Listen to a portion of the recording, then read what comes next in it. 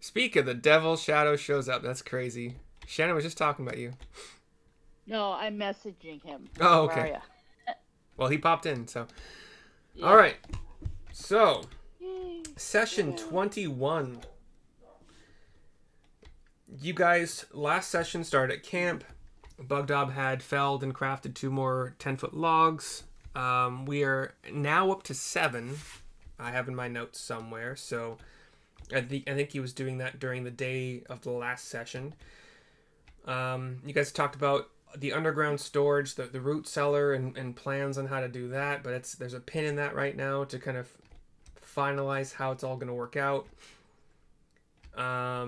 We're going to talk at some point in time during the session about what armor you wanted to buy for Bugdob and then have it crafted to his size.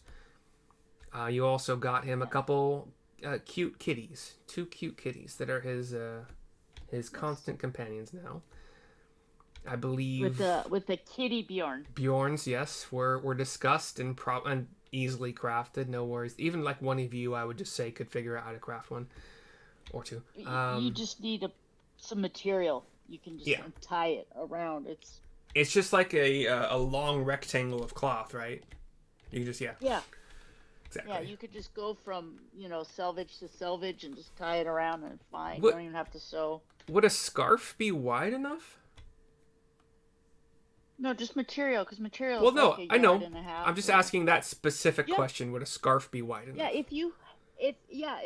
they make there's some big scarves if you got a big thick scarf as long as the thing wasn't too heavy and they're just tiny kitties, so Yeah.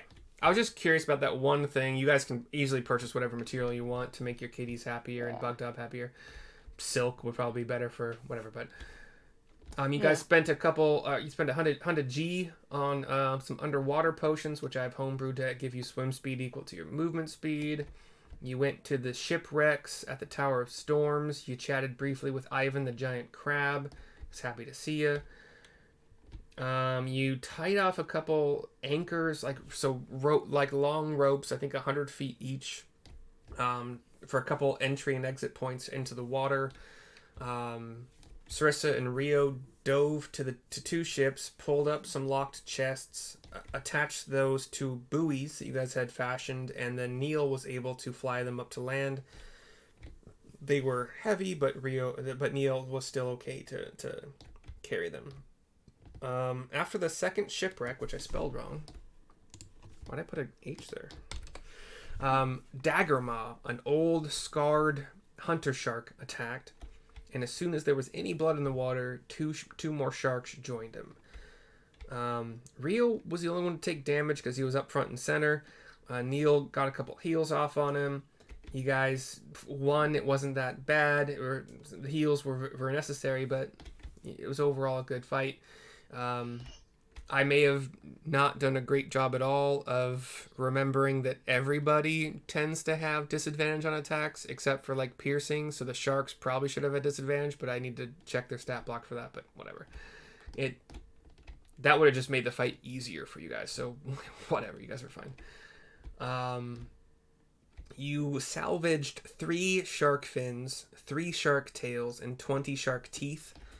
So I hope somebody has that stuff in their inventory, or spread it amongst yourselves. We'll figure out how much you can get for them, or make them into necklaces or whatever later. You found a cloak that looked like it could change. You haven't identified it, but it looked like it could change kind of what it looks like. On the 3rd wreck, there was a chest Real given. quick, Go ahead. Neil, do you have the cloak in your inventory? You want me to put it in mine, the stuff that we're getting? I don't think I do. Okay. Okay, I'm keeping track of the group stuff, so I'll put unidentified, like, mystery cloak. Mystery cloak, yeah, it looks right. I have in my notes that one chest was given to Ivan. Yes. It was just like a chest. Was it empty? It was the wood chest. We tried to throw it off, and it was so well made. We got a tiny splinter, so then Neil fixed it, and we gave it to Ivan the Boneless. Okay. And he cried because nobody had ever given him a gift. Okay. I'm happy I did that. Yeah. you guys gained 120 electrum pieces, a Yes. black silk pouch that has not been opened that Rio currently has, and it elicited Yes. a slap from him, a backhand, I believe, because Neil tried to Yes. just steal it from him or take it Grab without it. asking. Yeah. Yeah. So you guys, And go ahead. everybody make sure that you put. We each got 40 pieces of electrum. We already divvied that up, so everybody make sure you have that 40 pieces of electrum put in your. This should have been the first slot. time you guys have gained electrum, so that hopefully Yeah. should be easy to be tracking there. Yeah, it's right. Yeah, it's on the sheet. Syrissa healed the backhand damage or the slap damage, whatever. Yes. And then And you guys I found think Neil's now standing on my shoulder. I think. Remember, I I patted. think you guys are and back at said- camp now. Okay, yeah, So- that's right. Yeah. You guys got a 9-inch tall blue quartz statuette of a mermaid. And then you found one more locked chest that has not been opened, as far as I recall, from the last Yes. shipwreck. And Yes. that's where we are. You guys are back. Yeah, you're back at. Find a master thief to open it for us. Yeah. Well, about that. Shit. So, here's how I'm gonna run that. If you want to just purchase thieves' tools for one of you who has good dexterity, unless any of you have proficiency in thieves' tools, which I don't think rangers have that choice, but you have dex. You're very quiet. Yeah, Very quiet. if you subbed rogue, yeah. But yeah, your mic seems to be quiet now for some reason all of a sudden. How about now? Perfect. But yeah, you could purchase. I would rule it if you fail that without proficiency. If you fail your lockpicking check after you purchase lockpicking tools or thieves' tools, whatever, you have a 50-50 chance of breaking them. So in theory, somebody with good dex, maybe even sleight of hand, I might award that as a bonus. But yeah, you have a chance of breaking them without thieves' tools proficiency. But yeah, you could also theoretically find somebody in town to hire as a thief, but whatever. Anyway, that is where we will start. You guys are in camp. Bugdob got 2 more trees felled, so what you see on the screen is accurate. If that's still what you want, the 10 by 40 log cabin to be built. And yeah, you guys can talk about whatever you want now. I mean, we can say it's before you go to bed. We can say it's after a nice long rest. Up to you.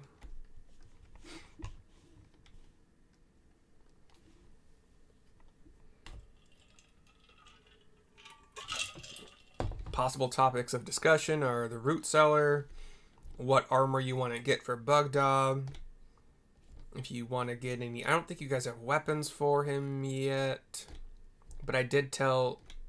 You're muted, by the way. We already got weapons for Bugdob. I thought you bought tools for him, like digging tools. Yeah. I thought we figured he could just use the big shovel or something. I thought. So I Maybe told not. Neil in text over. It's on the Sunday channel, but that Bugdob, because of his size and strength, he could use a 2-handed weapon as if it was a 1-handed weapon. Yeah. Much like Soad seems did. like we talked about getting him weren't we talking about maybe getting him a big battle axe or something, or battle hammer? We'll figure it out. We'll go to Yeah, town. I thought it and was get a him great something. sword, but Yeah, great sword. yeah, That's so- it. right. So I added it all up, and if we want to Mhm. get him plate armor and a shield and a great sword, Mhm.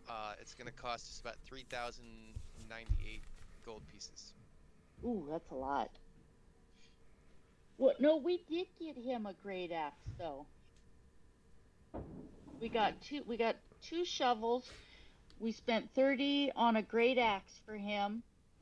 And then it was only 2 gold for a great club, but we spent the 30 to get him a great axe.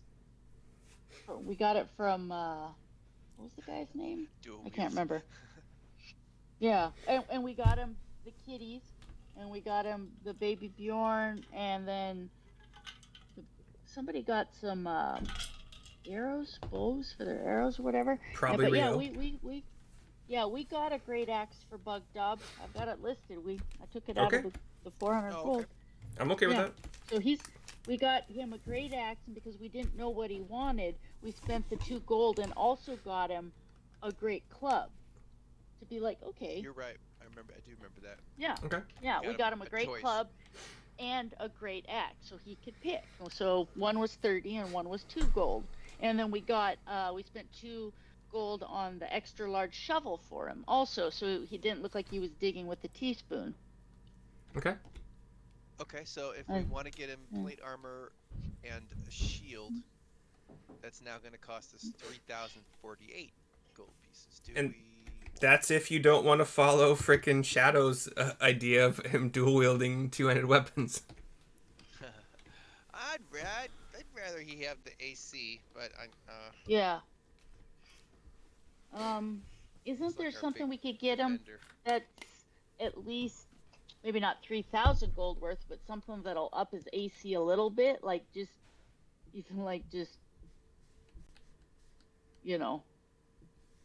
leather something. It doesn't have to be awesome and fitted, just something to get his AC up a little. Do we not have enough money for the Yeah, we shouldn't we? Because that little tiny bit of the bell we took, that was $400, and that was just a tiny little bit.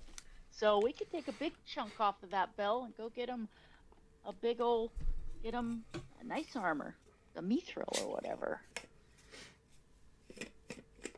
Yeah, we should be able to, because like I said, we have this big bell. We took a tiny bit off. We got 400 gold out of it. So we'll just take a big chunk off of the gold bell and go get him the armor. I'm fine with that. Yeah. Since So his AC goes up a little bit, which would be nice. For anything. since Yeah, Syrissa is the I mean- first one to actually talk about it, Syrissa, please give me an investigation check as you're looking over the bell, trying to Yeah. figure out maybe like just how much is this fucking thing worth. Yeah, because you told us we just took a tiny little bit off of it, and we got 400 gold, and it's a big bell, and so, okay, hold on, investigation. I got a 5. Apparently, I'm playing with the kitties while looking at it. But can I say, Rio, can you come? I'm playing with the kitty. Will you just look at this bell? Gladly. I've got a piece of yarn out, and I have a Rio, kitty chasing yarn. what do you do? She just asked you to look at the bell. So what you doing? Yeah. No more communication aside from that. Just look at a bell. Yeah, I'm trying to look at it, but I'm fucking around with the cat. So I'm like, will you give this thing a good look-see? And then I go, I'm playing with the kitty. Hey, look at it, and then stick my nose right up against it, an inch from it, and then slowly circle round it. So You're look that at guy. all But, like, sides of it. What are you looking for? Any writing, any Okay. mark. Anything. Okay, give me your investigation check. 8.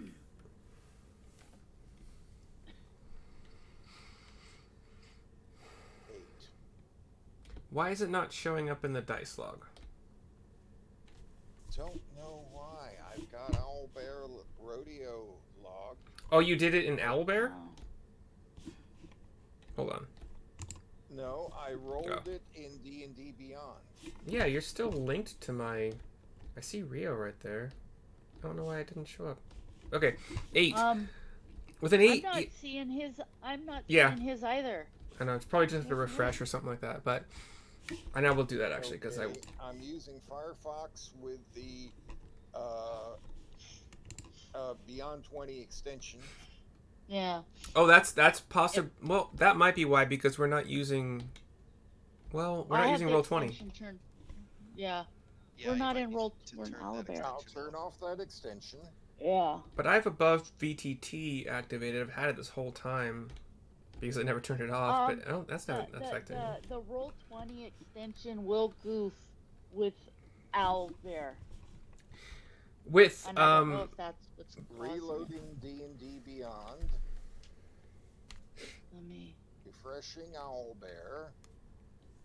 Where is my manage extensions? Trying a nonsense roll again. nonsense. I'm proficient in nonsense. Yeah, very proficient in nonsense. Did that deception It check didn't. appear? It didn't show up. No. Did not show up. I don't know. Well, Yeah, that's weird. then I'll close my browser and reopen it. It would. Wait, hold on. We need to Have you always used Firefox? But we've seen your rolls before, so that's not it. Yeah. Anyway, There's a browser setting on D&D. closed. There's a setting on D&D Beyond that says that you can like roll private rolls. Maybe you have that turned on at the very top of the game log. It says send to. It should say send Yep. to everyone. Yep.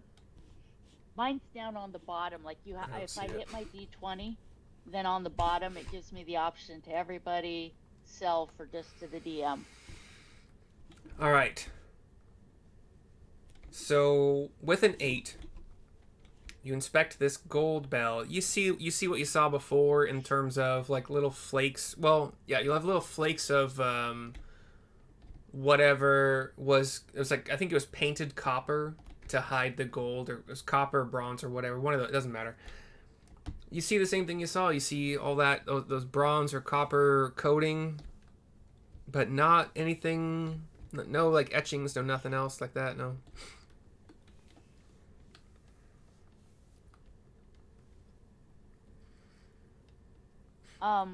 Syrissa will kind of look over, and we already used detect magic on it, so it's not, there's no magic, because we used that and didn't get anything. So Syrissa's running around the room like a moron chasing kitties.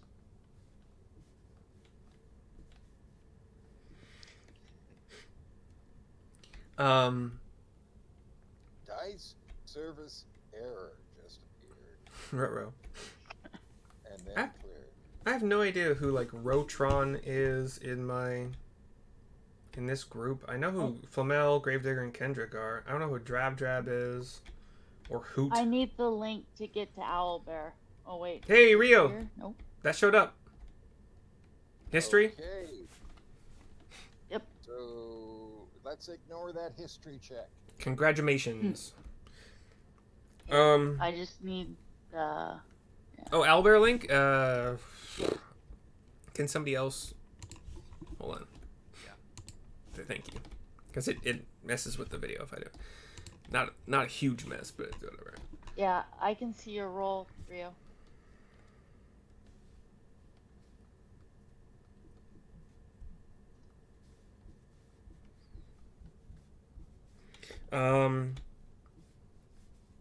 So this does seem like a good time to kind of finalize your idea.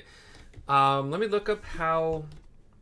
So okay, here's how I think armor works, and I might be wrong as far as light and medium go, but light armor in general is you get your full dexterity bonus, which Bugged Up has a -1. So if he was wearing no armor, he would theoretically have a 9 AC. But he is wearing hide armor just basically. So which gives him an 11 AC currently. So my guess is the hide armor has an AC of 12 and he just has a -1. Medium armor might not get a detriment from a negative dex. Yeah, Shadows, that's how I think it works. It's like medium armor is like up to a bonus of a maximum of 2 from your dex. So whatever the AC is on the armor plus your dex, and if your dex is negative, I think it still takes away from your AC if you are in medium as well as light. So the best armor option you're gonna get is heavy. I think the cheapest heavy is there's like chain is good, but there's one like below chain which you get like 14 AC. Ringmail's like 14. Chain is like 16 or 15, and then plate is 18. And those do not care about your decks at all. Yeah, let's just go big. Let's just get him plate mail.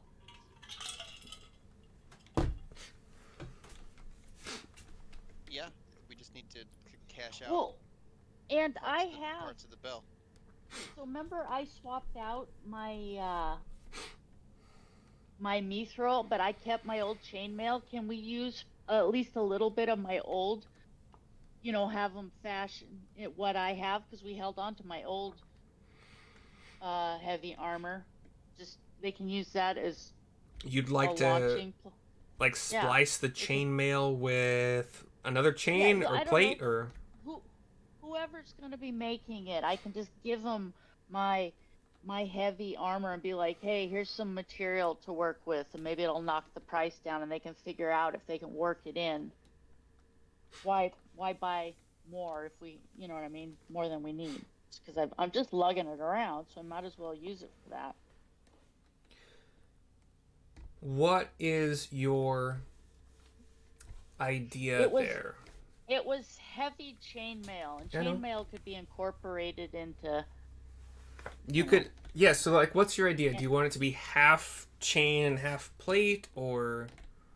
I just care about getting him the highest AC of 18, so it could have butterfly wings on the back, like, just heavy duty. I'm gonna leave it up to like Rio or maybe even the armor guy, unless one of you guys, Neil or Rio, has an idea of what it should look like. Whatever he gets, I want to suggest there be a quick release. Okay. So Good that idea. if he ends up falling in a river. Yeah. Oh God. He can get out. Good idea. Well, and chainmail, like I said, it's just those tons of those little chain things, so that would be easy to add to something else.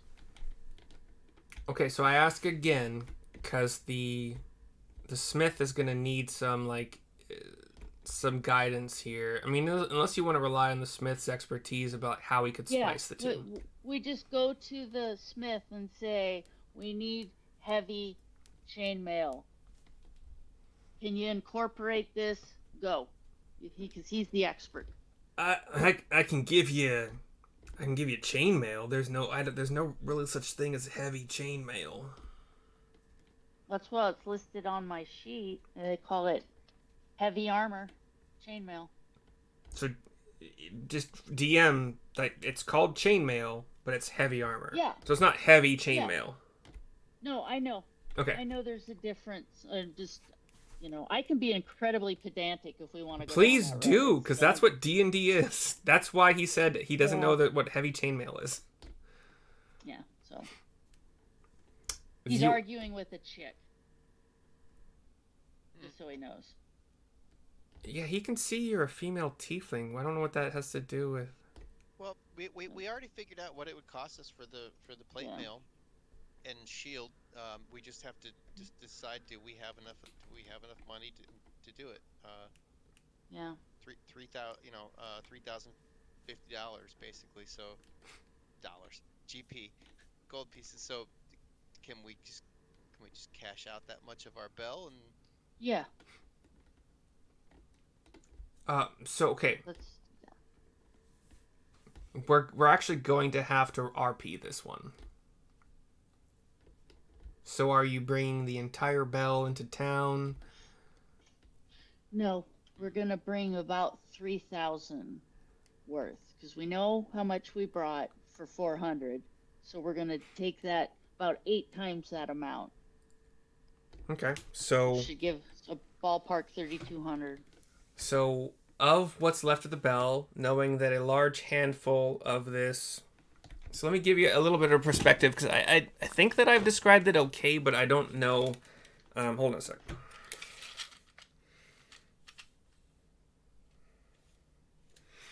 For reference, the bell is... this is just me totally ballparking everything, but I think it sounds right. So the bell is about 20 inches tall. We're not going to get into the math here. That's just that's how I can best describe it. It's not a giant bell like you would see in a belfry in most towns or whatever. 20 inches tall at most, maybe also 20 inches wide. Like, it's not, 20-inch diameter. That seems about right. That's fine with me. The handful chunk you took was about 400 gold, but it was a good solid, like, bigger than my hands, because I think it was a Syrissa-sized handful chunk, so she's taller than me. I would assume her fingers are longer than mine, whatever. So how much of this bell are you taking to town? 8 times the amount we took when we changed that in for 400 gold. There is not that much. Okay, well, how much is there then? As you take your handful chunks from the bell, let me do some math super quick. Let me do some more math super quick.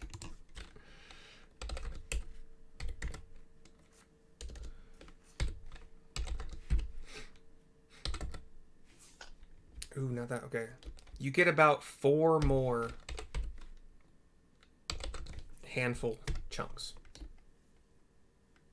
About 4. And by the end of that 4th chunk, it's all gone. So we have about $1,600. Yeah. Well, That's we what could it each sounds like. pitch. We could pitch in a little bit. Well, we'll see if he'll give me something. Like, we I've don't got- get much from my chainmail, but I've got 400 to pitch in, so let's just see if Yeah. we're like so 1,600 approximately plus 400 is 2,000. Then we just need to come up with another 1,050. Do you guys have like 500? I don't have. Yeah, I've got 300. I don't have enough, so we don't have enough. So, I've only well, maybe. got, 260. Well, we can So we don't just have keep enough. we can keep saving, and Bugdob can come out with us once we have him heavy armor. Until then, we'll just have him keep building the cabin and playing with the cats, I guess. Yeah, that works. From your very best estimates, you would assume you have roughly 2,000 gold worth of bell left. Yep. Just as an Yeah. FYI. I was hoping one of those investigation checks or whatever would get that information, but after taking it to town and blah blah blah, so yeah. So What you brought to town was I'm gonna write appraised that down. as like 2,050. So 2,050. So okay, I'll keep track of that. How much we have of the bell? 2,050 of bell gold. I honestly thought there was enough there to get you that full armor, but then I did the math and Yeah, it seems like it was bigger than that because we didn't take a huge handful. We just took a small handful, and that's why I was surprised we got 400 Yeah. gold pieces out of so little gold. But now, so if I only took a handful, and I'm this trying- thing's supposedly 20 inches, the math isn't mathing. it isn't, Like, and that's It because must be a much smaller bell, like it is a very small bell. It's not. but it fits over Bugdob's hand. Yeah. And you said 20 inches tall. You think his hand is more than 20 inches wide? No, but I'm just saying, 20 inches, that's fairly substantial. And if I It's- took this much, and it's a round... It's like, pretty tight. Like I said, I don't know how big it is. It's pretty tight on his hand. Okay, I don't care. We've got Yeah. 2,500 gold. I really don't care. 2,050 left. 2,000. But yes, gold. the original amount was 2,500. Okay, so, and now we have 2,050. Perfect. Okay. So, What would you all like We to could do? just leave Bug Dob at home until we get him armor. He'll Yeah. keep working on the cabin, and we'll Yeah. keep collecting And- more money. If I give him my chainmail, is that worth anything? Just to sell it, No. or to use it for No, crafting? just to have him incorporated in. I mean, or if I was to sell it, can I get like 2 pieces of gold for it? We can throw into the. So for anything in the game that actually exists in the game, if you wanted to sell it, you sell it for half the price of the purchase price. Okay, so how much was my? I don't think you bought it. I think you just had it when your character was created. I have it. So how much is it worth? You just go into D&D Beyond, I'll tell you.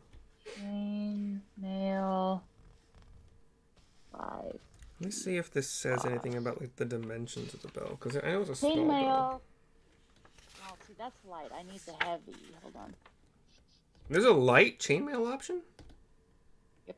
That's weird. Chainmail. So heavy. Heavy. Chainmail 5e cost. Okay, heavy armor, chainmail. So 75. So it'd be 30. Let's have 75. 36. 37.5. Yep. 37 Gold? round down. No Yeah, round down. so- You don't have to round down because we have copper and silver. Okay. So 37.5, so it'd be 37 and half of gold, so that'd be 5 silver, right? Yeah. Yeah. Okay, so will the armor guy buy it from me, or? If you would like to sell it, he will be more than happy to Yes. buy it. If you want to have a conversation about how to meld your chainmail armor into like maybe a plate, I am perfectly confident that the smith has ample experience that he can work this chainmail into Bugdob's chainmail. But Okay, I sorry. would like to sell it. so you want to sell it. Okay, there you go. Yeah. Then you add whatever 37 and 5 silver. Excellent. So, okay. I'll just put Syrissa's chainmail sold. Okay, so oh my gosh. Okay, I fucked everything up and I'm so sorry. What I said was right. It's worth 2,500 gold pieces, but it was 3 feet wide, weighs 50 pounds. So you did not grab a handful. You grabbed We whatever. grabbed just a tiny little bit, I thought. You actually grabbed a big chunk. But my description of a handful was wrong. Yeah. I thought it was a short or wide or like a less wide, thinner, whatever. So I apologize for that. Yeah, I thought it was a bigger bell, but I was like, I don't know. Maybe I'm wrong. It's not as big as the one was in the belfry. But it's still No, it was. I wrote down though somewhere. I gotta go back. Yeah. So Anyway. Oh, it was 2,050. Plus 2,000 37. 2,050 and left. 5 gold. Plus 5 silver. All right. There was another bell you So- found in another tower that was 500 pounds, which is kind of where my head was trying to.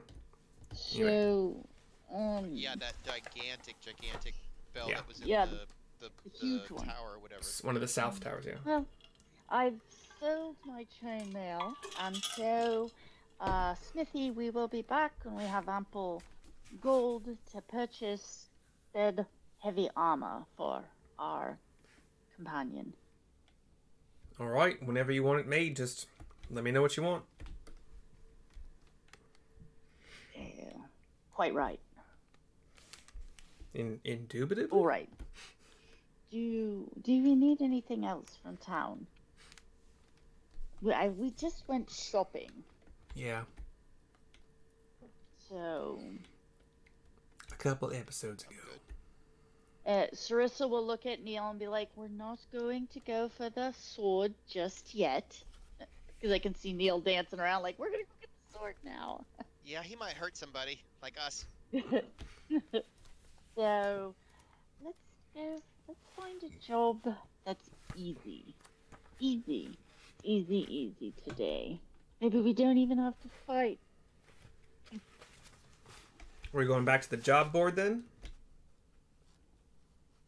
that sound all right then, gentlemen? Sure. Right. So we'll go over to the job board. It has the same things you saw before. What is remaining is Axholm. And if you'd like me to go into that, I can again. Yes. So I'll go into each of them. So Axholm is within a mountain 15 miles south of Phandalin stands the ancient dwarven fortress of Axholm. It has been sealed for years. If a dragon attack is imminent, the people of Phandalin might need to evacuate and take refuge in Axholm. To that end, someone needs to open the fortress and make it safe for habitation. Once you accomplish these tasks, you will get 250 gold pieces per person from Townmaster Wester. Dragon Barrow. The dragon that besets us is not the first to threaten this region. Between here and Neverwinter lies the Barrow Mound of a warrior whose magical dragon-slaying sword helped fell a green dragon terrorizing the high road a century ago. Rumor has it the dragon slayer's sword is buried there too. Retrieve it, and the sword will be its own reward.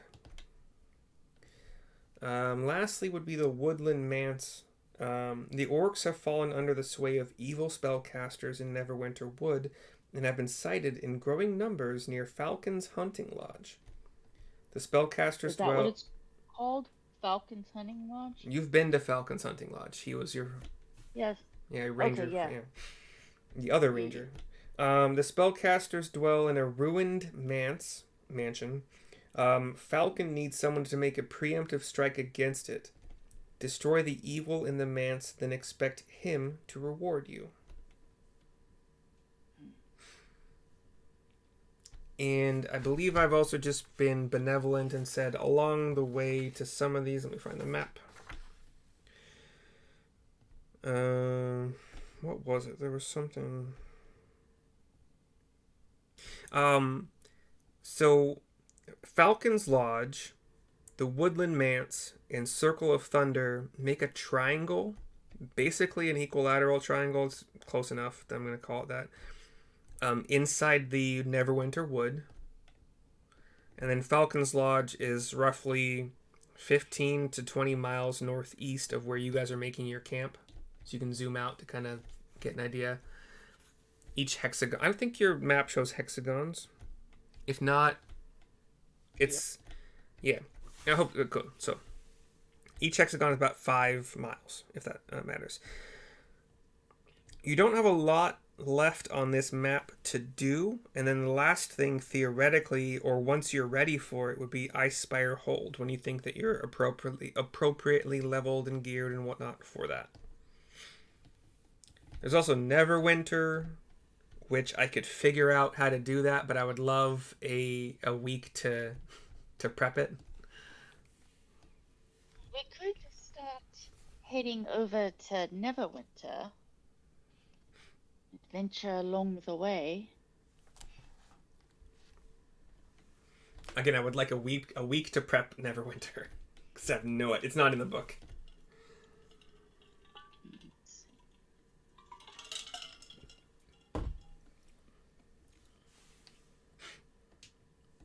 So, what do you gentlemen think?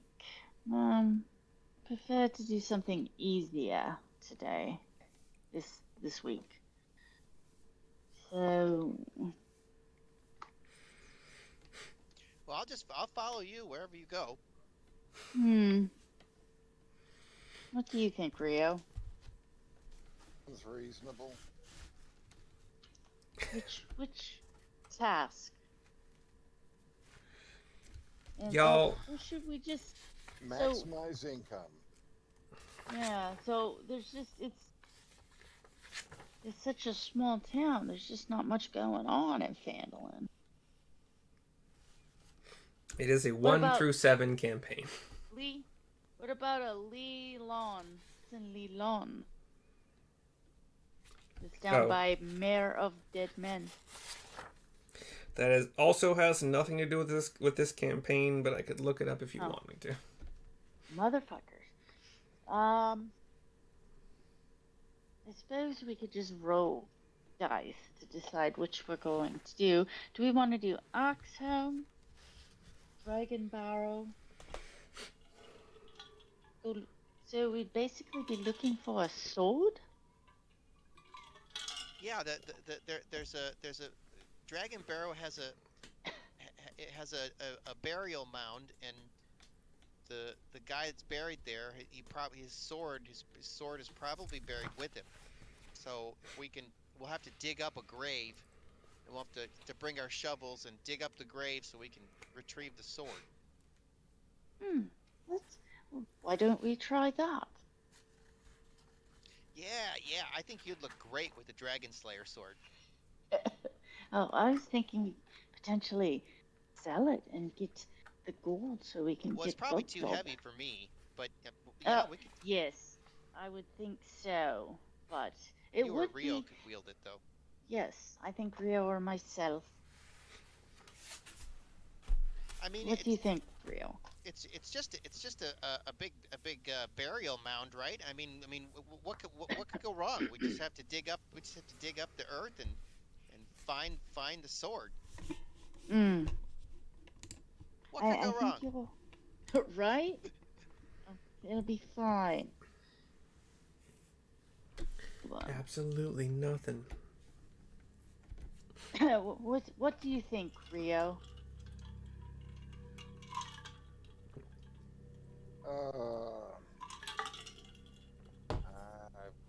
We're gonna run into trouble wherever we go. Might as well maximize our income while we do it. If maximizing income is your game, then the only one you know you're going to get income from is the axe home preparation and wiping, whatever might be in there.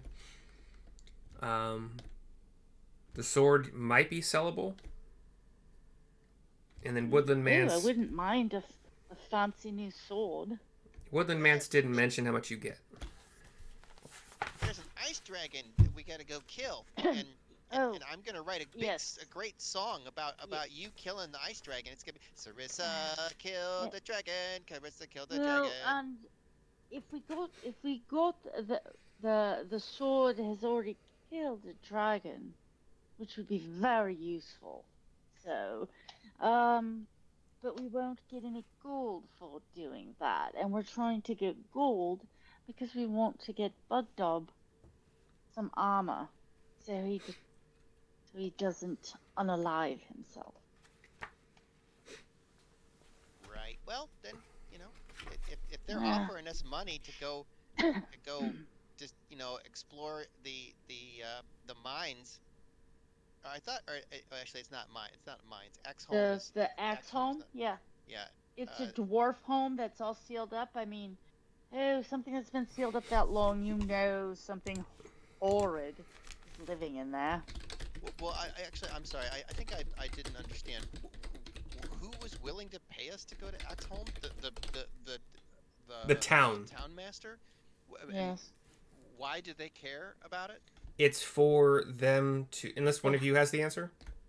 Yeah, because that's where they go and hide from the dragon. It's a safe place. They want it to hide from the dragon. You know what we could do?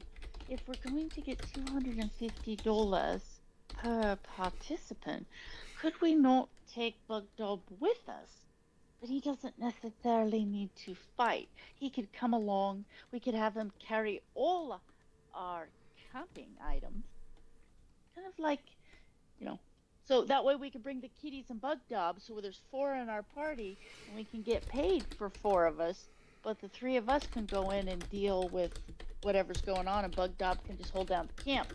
So we don't have to worry about him getting stabbed or anything right now. Does that make sense? Yeah, have him assist with logistics, yeah.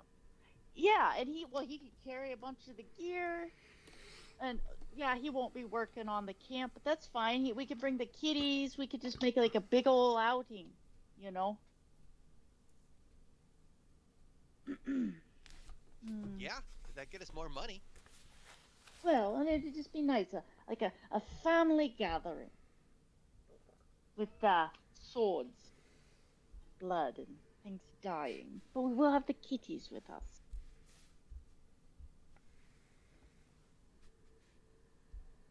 So, oh, Bug Dob, Yeah.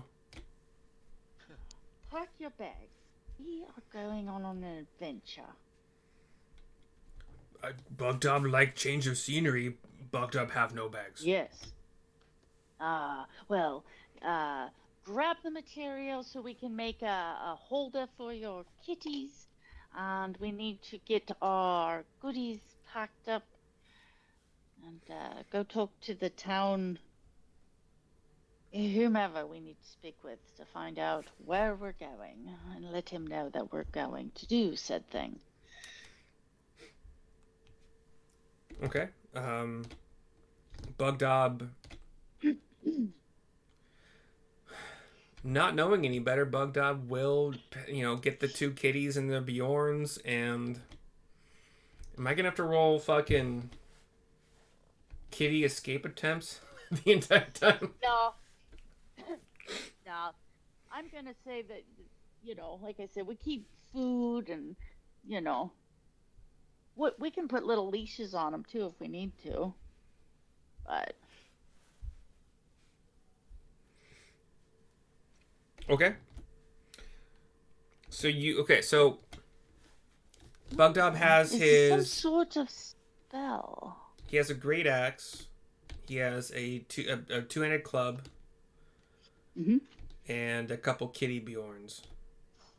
Yep. I don't think he has And you guys, you haven't purchased a pack for him, but you can say that you did for relatively cheap. yeah, well, and that because we have to go as slow as Bugdob's gonna walk. So, but we can bring our horses because our horses mostly drag most of our stuff. It'll just be we can just tootle along and get there when we get there. Toodle along. Okay. So Rio, go ahead, sorry. can you make sure that you're the cook here? So can you make sure we have all the proper items so we can have some tasty meals while we're out and about? I just figure we'll get ourselves all packed up, get the food, get the bedding, tents, get the horses all loaded up. Check. Yep. So let's just Acquire new fish hook. No. You can, if you're going to Axholm, you can get that on the way from town pretty easily. Yeah. Yep. So, which way are we heading? Are we heading west? The map should be. I see where we are. So you're are heading. we going through Sandalin, or where are we going? Yeah, you honestly basically are. If you were to draw a straight line from your camp to Phandalin, Axholm would be a little bit to the east of that line in the mountains down here when it starts to turn brown. It's like right here-ish. So so we can basically stop in Phandalin, let the boss man know what we're doing, and then head out. Boss man doesn't need to know what you're doing as long as you're bringing back proof. Yeah. Well, how about we'll head to Phandalin. If we need to grab anything, we'll grab anything. Then if not, we'll leave from Phandalin and we'll head out to Axholm. Stopping along the way, having many lovely picnics, lots of camping. Maybe we'll find somebody along the way that would like to come adventure with us. Looking at you, Shadow. Yes. Thug for hire. Pull up. Yeah. So everybody get their horse packed up. Bugdob. Syrissa's going through everything to make sure that Bugdob's got, and we got him a change. We got him a change of clothes or something. We got him something. We got him stuff. I don't believe so. Yeah. Syrissa has pulled out with leather and has wrote Bugdob's name and attached it like a luggage. to his great axe and to his so that What- way, to what- his what- great what's axe that? Can't read. What that say? and What his that? great club.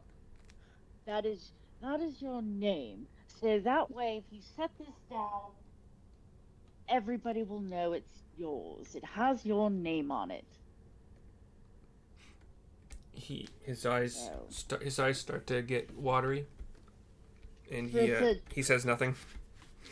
Yeah, Syrissa like grabs him by the wrist and gives him a shake and says, "That's how all of us civilized people do this. Because nobody will ever take your great axe for theirs ever again. It is clearly marked as yours." And then, yeah. All right. I think we have ruled that travel by horses, even with Bugdog, because he's big and lumbering, and We got the kilt for Bugdob. Remember, we got the You got a big kilt? for him. Yeah, we spent 30 Okay. gold. We got Bugdob a new kilt. I charged you 30 gold for a kilt. That doesn't sound right. Yeah, that's what I said too. But yeah, you charged You sure 30 about gold that? for a kilt for Bugdob. Yeah, I just wrote down in my notes. And I put a Does kilt? Whiskey Tango Foxtrot next to it, but go back and listen to, that was back on January 7th, I think. I mean, it was Oh, a hot man. minute ago, but yeah, that's how much we got charged for it. I wonder why. Meh. Anyway, Yeah. So he has a fancy schmancy new kilt, and Syrissa has taken a little leather tag and pinned it inside his kilt. Your kilt also has your name on it, Bugdog, just in case we send it out for laundry. are you doing this when it's off of him or on him? It was already. I put the tag on it before he put it on. Okay. Syrissa's brave. She's not that brave, Yeah. Bugdog might get the wrong impression. right? So we have ruled about 8 miles traveled per hour, with Bugdog keeping up with the horses with no real issue. I mean, if you wanted to press the horses, Bugdog jogging might not be as No. good endurance wise. But I said, hold on. I think I said 20 miles here. So 5, 10, 15. Yeah. So about 20 miles to Fandolin. Walk at a leisurely pace. We can stop and have a picnic and have a yummy food. If we see anybody, we will invite them to join us if they look like they're the adventuring type. Shadow looking at you.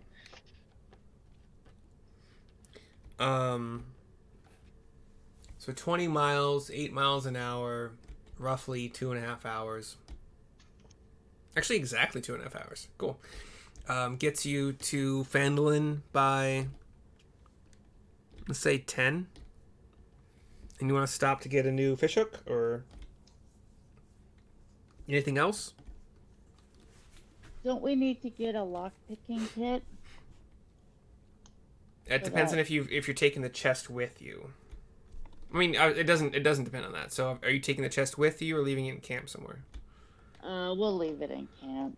So when we're in Fandolin, Syrissa's looking around though, and it's kind of, asking around if there's anybody that would care to join us. We will be adventuring. 250 gold. Looking at you, Shadow.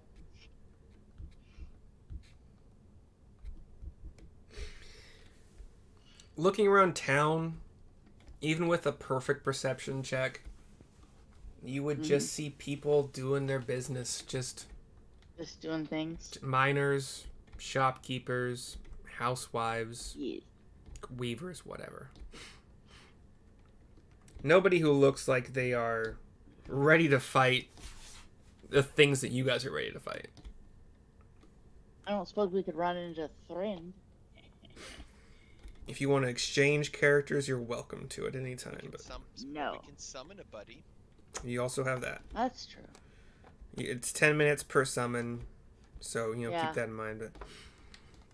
But stopping in Fandolin, if you guys for me to look up prices, it kind of it makes the video harder to do. So if you guys can look up fishing tackle Prices for for what? Rio, Oh yeah. Yeah.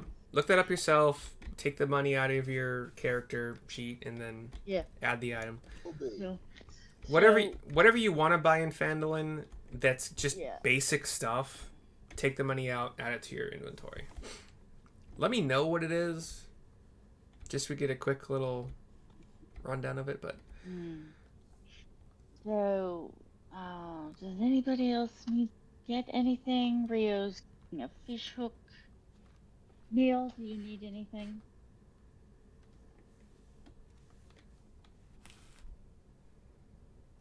Neil? Neil, sorry, are what you day drinking again, Neil? Cannon. No. I'm sorry. What'd you say? Yeah. Will you be purchasing anything in town? Rio No. is going to buy some fishing hooks. No, I'm good. I've got everything I need. Syrissa's gonna head into, like, I guess wherever they sell cloth and stuff. So. Okay. Looking for what? She's just looking for pretty materials to make herself like a handkerchief to, tie around her neck, or something, or to tie up in her hair or something. Oh yes, dearie. I have something that would look great on you. What color are you looking for? Oh, definitely a pale blue. And just pale blue, no patterns on it? Oh, patterns are just fine. I do not want any sort of tartan pattern. I like floral is fine. Oh, you've got flowers. You like Yes, daisies, roses, tulips? No, I'm thinking more of some sort of geometric, standardized pattern, more than. If that makes sense. Hold on. It could make sense. You just gotta be a little bit more specific, lassie. Hold on. Syrissa's gonna get out her little sketch pad so she can sketch out. So. The entire world is frozen.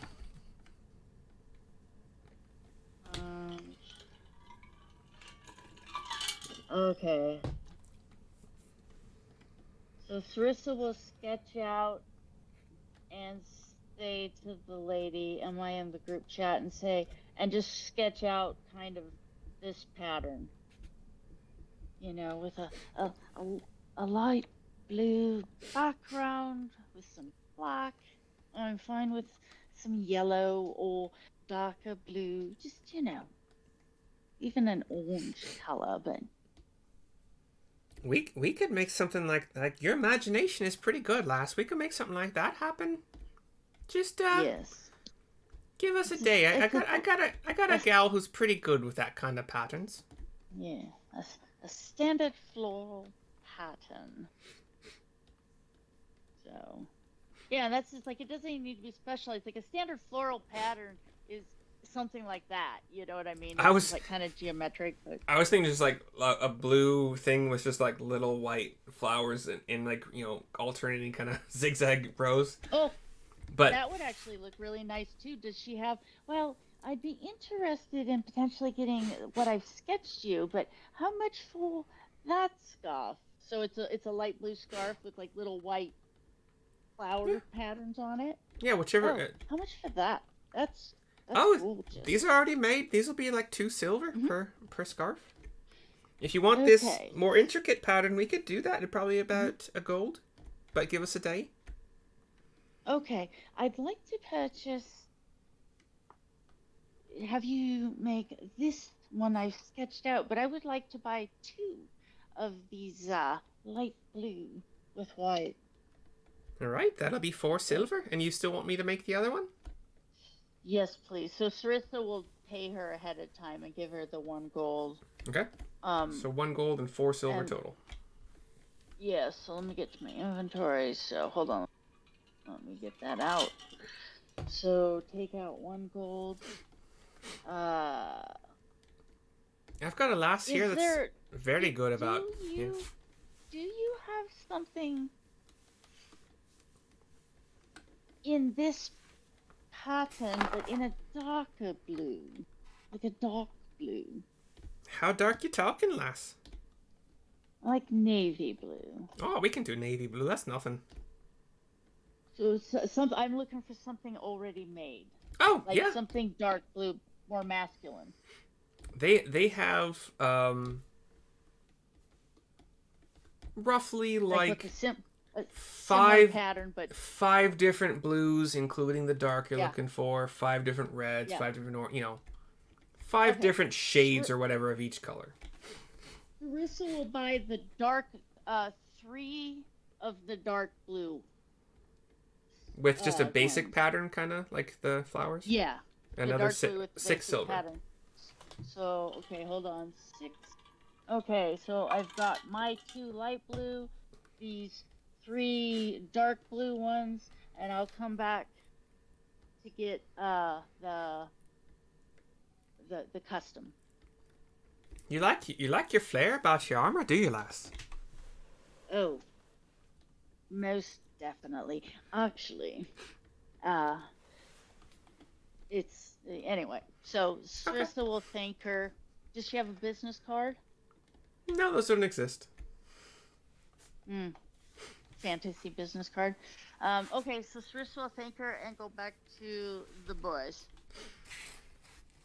And she will take the first scarf and tie it, the dark blue one, and tie it around Rio's neck. She'll take the second one and she'll tie it around Neil's neck, and she'll take the third one and she'll tie it around Bug Dog's wrist. And then she'll take hers, which is the lighter blue, and tie it around her throat. Bug Dog looks at it. Match. You keep giving Bug Dog gifts, and it's pretty. Yeah, it's so. Feel it, Bug Dog. It's very soft. Silk. Oh. See, we all match. Boys have the dark blue, and I have a light blue. Because we're family. Do you like it, Rio? Rio's like, why am I wearing a silk scarf? Yeah? Yeah. Because I can turn my neck back, I can turn my head back and forth rapidly without chafing my neck. Exactly. So Syrissa's tied it around Rio's neck, almost like the bank robbers would wear them, you know, like in the square, so you could pull it up and cover your nose if you wanted to. Mm-hmm. For Neil, she's tied it like a little, like a cravat type, you know, he's got a big old bow tied around his neck. All right. You there, Neil? Yeah, it sounds good. Okay. So he's eating. It's actually a dark blue.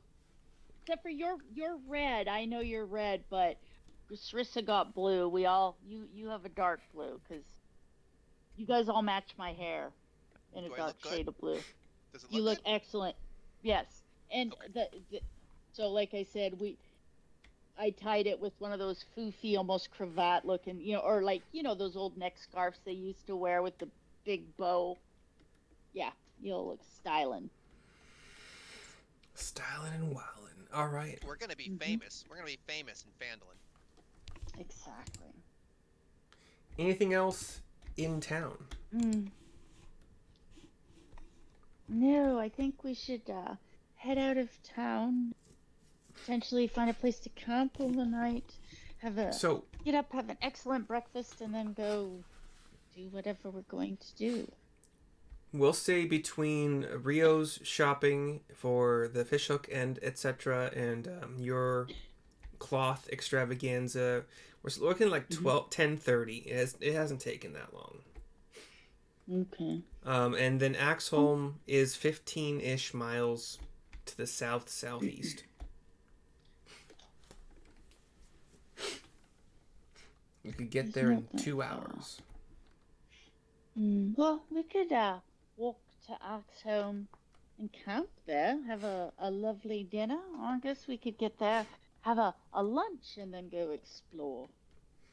As a reminder, and you guys talked about this toward the end of last session, if Rio wanted to cook, he could cook a food that could give a +1 mod Okay. to Yes. any stat of your choosing for Yeah. everybody. Well, that's why I was talking about we'd stop and either have a good Yeah. breakfast or a good dinner or a good lunch. You should So, real theoretically stop for lunch. Yes. Yeah. So, You could do that are outside you of like up right for outside of making? Axholm if you want to. Yeah. Are you up for making us a snickety snack, Rio? Sure. Excellent. So we'll build a fire, get everybody set. And then I have a suggestion. Like, what once we get close Yes. to Axholm, could we try to come up upon it without being seen, and then try to observe the entrance to this place for a few hours to see if we see anybody coming or going. Yes. Excellent idea. Yeah. So. I'm going to use the restroom super quick while you guys decide what stat you want your food to give a +1 mod bonus to for the next 8 hours. Okay. Ooh, that's easy. So, what? So, what should we? So we all have to pick the same one. I'm good with charisma. Are you a charisma kind of guy, Rio? Nope. Oh, we all Nope. have to pick the same one, or I wasn't Oh no, clear on I'm that. asked. I don't think so. I think I'll go with charisma though, because I am a charisma. I'm like Neil.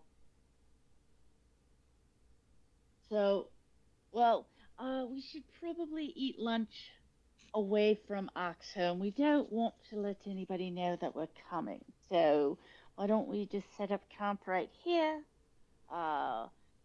Rio, what do you need me to do to help you cook a delicious lunch? Syrissa will start making you a fire. How's that sound? Butcher this goat.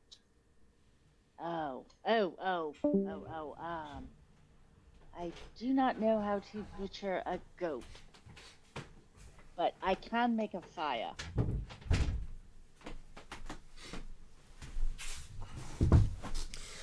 Okay, so in the past, it has been the same stat for everyone. However, if you want to take the time and expend the effort to make like 3 separate meals, or if 2 of you want charisma and 1 of you wants agility or dexterity, sorry, it's not agility in this game. That could happen. It would just take some extra time and maybe a little bit of extra like hands. Okay. I don't know where you do that. Where'd you find a goat? Time. Did you buy a goat in town? In the compendium, I'm making a list and sorting it and subtotaling it. Okay. You could have bought a goat in town. Free range goats. Well, right. You could scout around these mountains if you want to find a mountain goat. We'll be hunting for food soon enough. Okay. Yes. So I will help you cook. I will make the fire, whatever we need to do so that we have plenty. Oh, and Syrissa is not a fan of onions, so that's how come I can have my own little special dish if Rio doesn't mind, so I can use it for Christmas. So yeah, if you guys get to the outskirts of Axholm, outside of the you don't want to be spotted is kind of what you're going for, right? Yes. So 12:30. I'd like to observe for just a little while. Your camp would be including the extra meal time to get different kind of meals going for different boosts. You're looking at about 1:30, about 2:00 for camp to be over, food to be consumed, etc. For just the same food that gives the same boost, you're looking at like 1:30.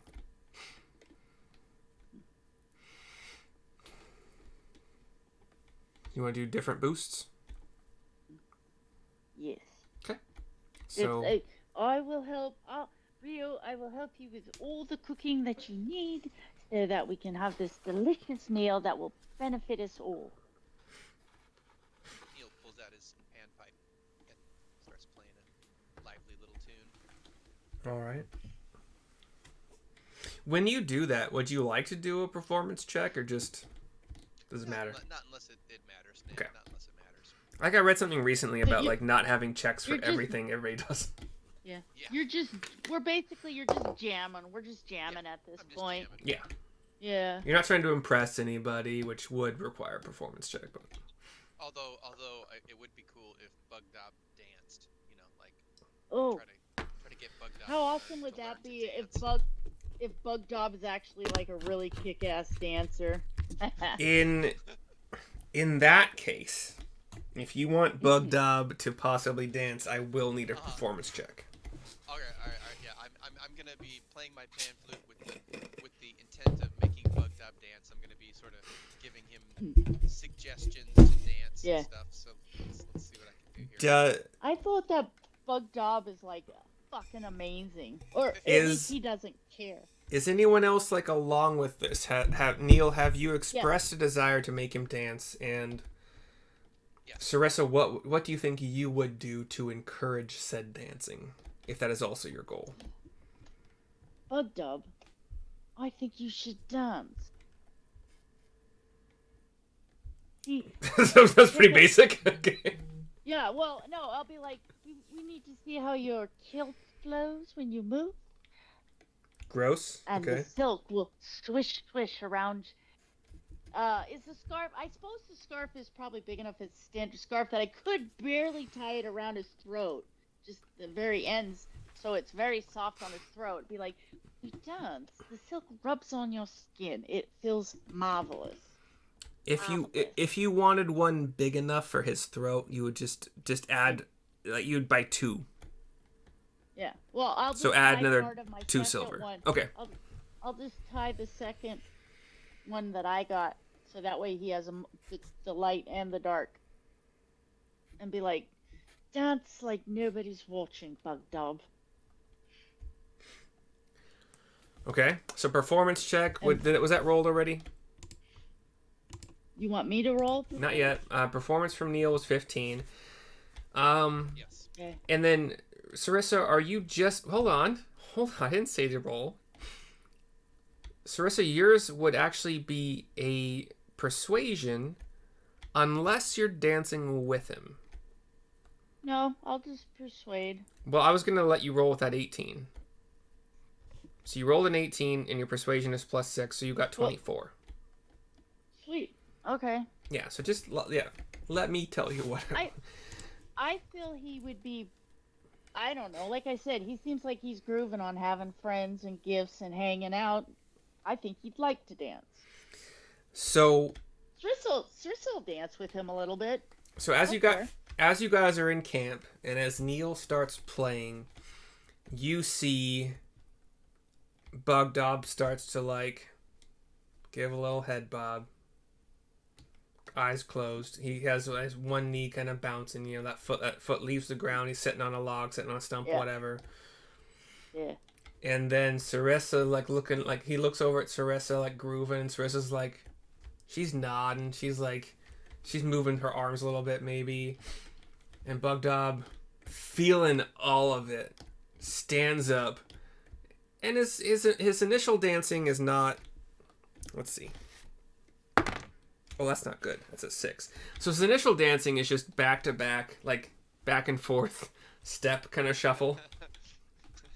He rolled a 6. It's not going to be anything amazing. Basically, he's doing the white man overbite. Pretty much. So he's nodding his head.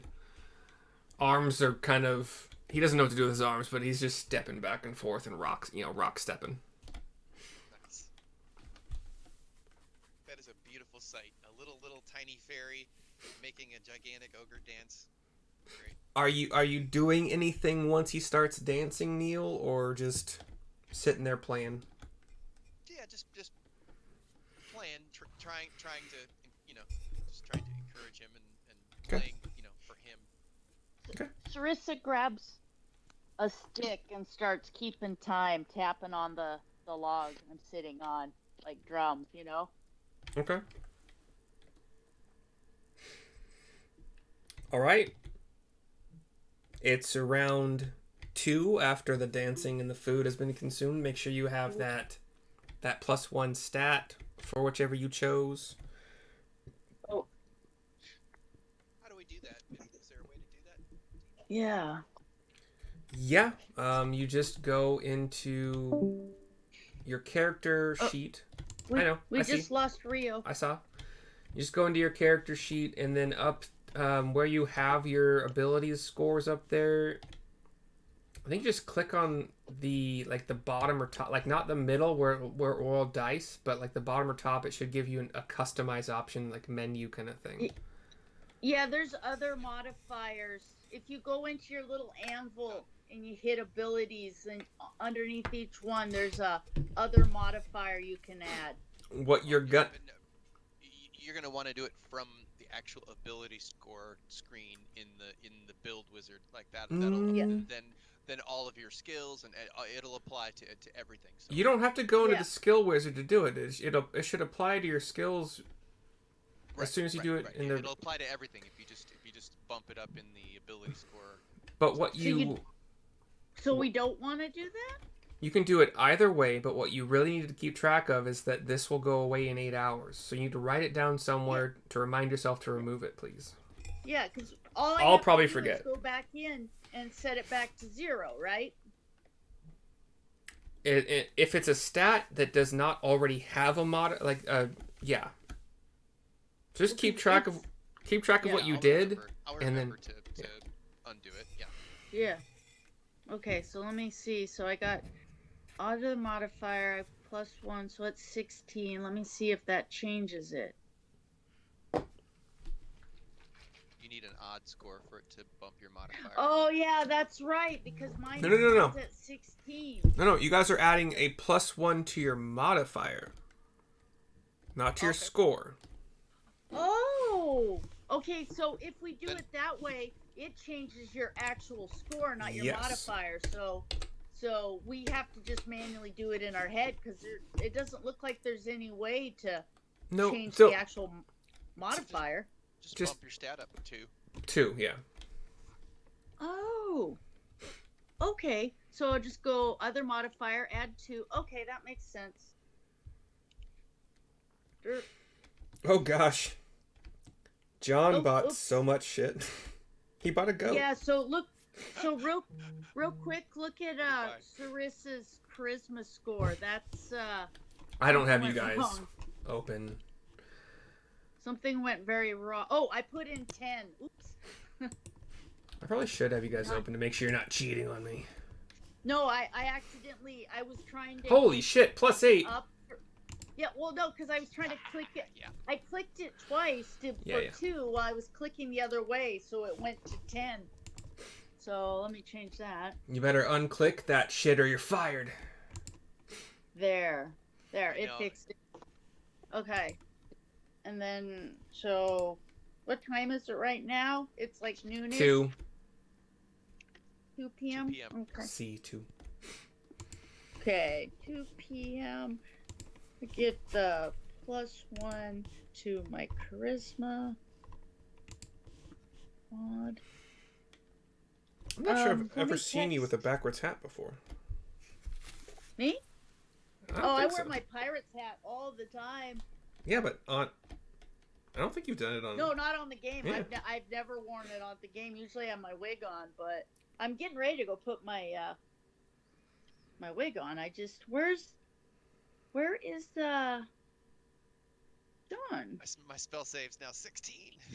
That's awesome. Damn it. That's pretty high for 5th level. Level 5. Well, you just 8 plus proficiency is 11 plus. Oh yeah, +5, right, for your mod. Yeah. It's pretty good for level 5. Not impossible, if you. Right. Yeah, definitely not impossible. Like I didn't maximize his stats because I got such good rolls that when we originally rolled them that I thought, man, I just want to make this guy like strong everywhere, but not. I don't want to max him out. So I'll balance for max stats. It's okay. But okay.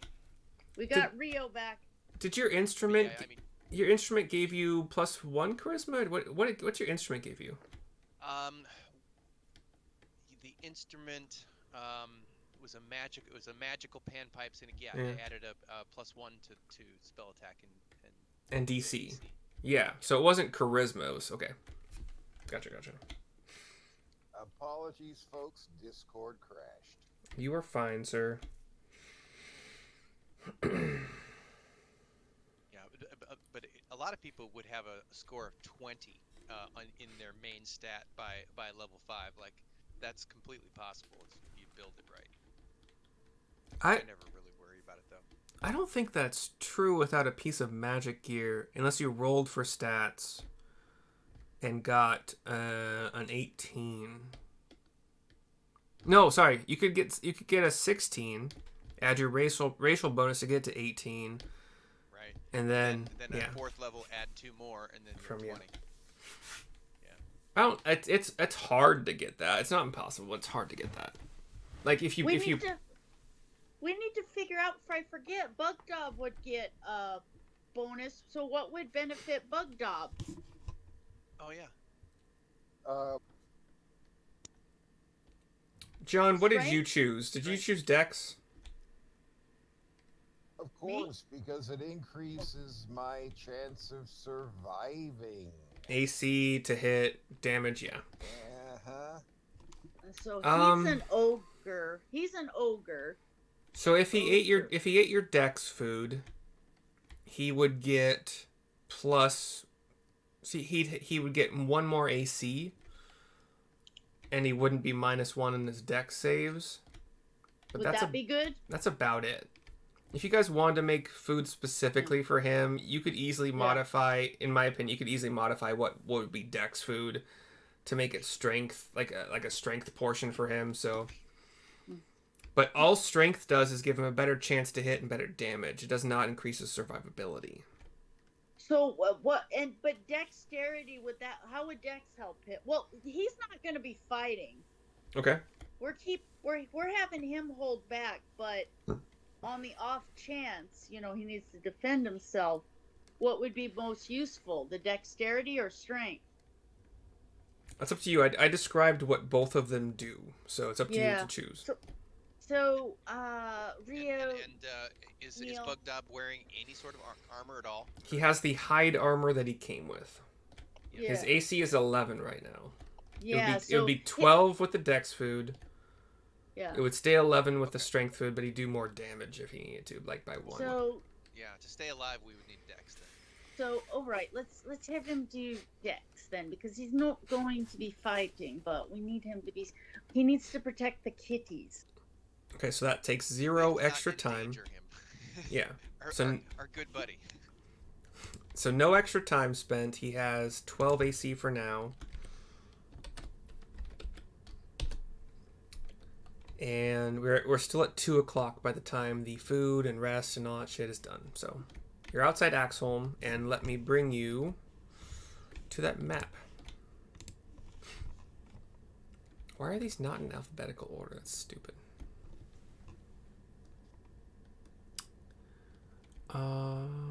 Which is the right map? Hey, cool, the shadows are still there. I like it. I love it.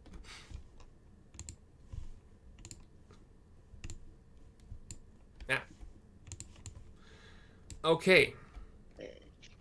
So even from like 200 yards, 300 yards, whatever, you would see, and I'll put your tokens on here in a second. Real quick, so Bug Dob's AC is now 12, right? Yes. So he's a little safer. Okay. He's got it for 12 hours too, like us. 8 hours. Food is 8 hours. 8 hours. Yeah. You would see this like mountain, tall hills as I'm dragging my cursor along it. That's what all this kind of black stuff is. It's mountain, it's hills, it's whatever. You don't see through it, you don't see around it, you don't see over it. It's too high. even from like 300 whatever yards away, it's still light out. It's 2 p.m., so still light. So you would see at least the opening kind of to this corridor. And depending on your angle, if you were like straight on but 300 yards back, you would kind of see that the corridor here goes to the south and is open so far. Let me throw some tokens on this thing. Well, can we, from our remote vantage point, do we want to kill a couple hours and just sit and watch to see if anybody Yes. comes and goes? I think that's an excellent suggestion, Neil. Oh gosh, I'm throwing your tokens on, but you're not. Yeah. We're probably stuffed after that meal. We could even go in shifts where 2 of us sleep and the other 2 stay awake. Lounging. Yeah, we could observe for any length of time, but yeah. I mean, I think realistically, come on, how long would we actually wait? I don't know. 2-4 hours at the most, maybe. yes. And then if we don't see anybody, then we would maybe go.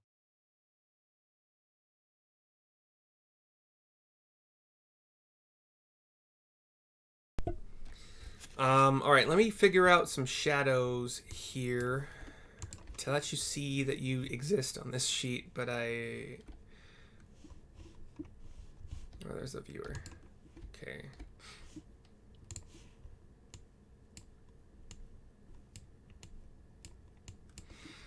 I made shadows of everything that's not on the map, so let me see if I can cut this.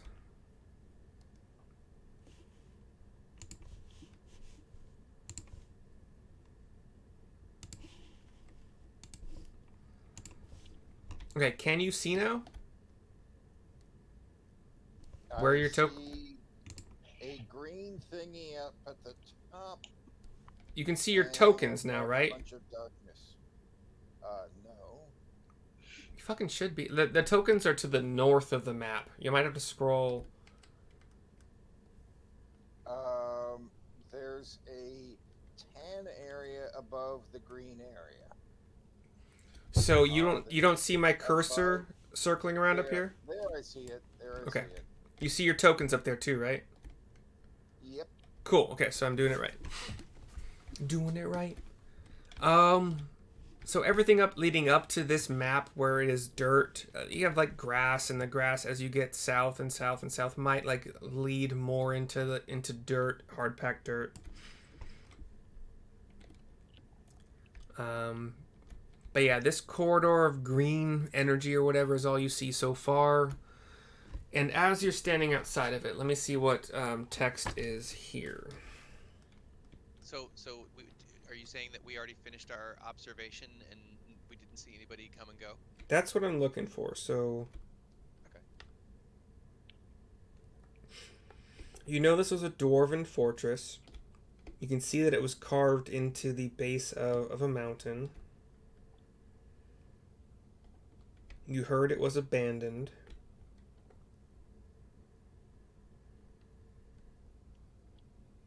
You didn't really do any other kind of information gathering aside from that. So when you arrive, thrust out from the base of a dark gray mountain is the entrance to the dwarven fortress. A dark, 15-foot wide passageway flanked by 40-foot high bulwarks of smooth, seamless stone. An iron portcullis covered with rust blocks the entrance. Oh, God. So I guess there is, like, this thing you see here is a portcullis that is currently blocking. It technically blocks vision beyond it to the south here. My bad. So we're north looking south. You see your tokens, right? No. Scroll up. Yes. I keep going up in the map.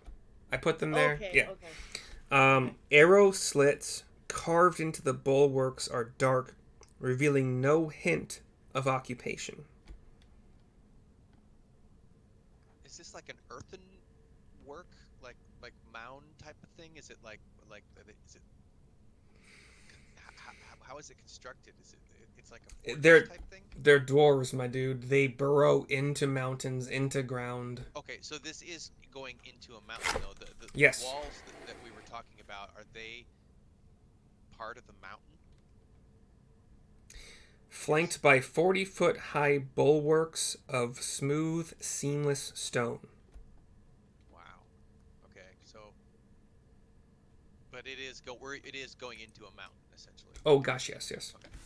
Okay, gotcha. Oh, I wonder if the people of Phandalin would be safe here. I mean, can the dragon certainly can't get through that opening. So they could all hide in there and be safe from the dragon.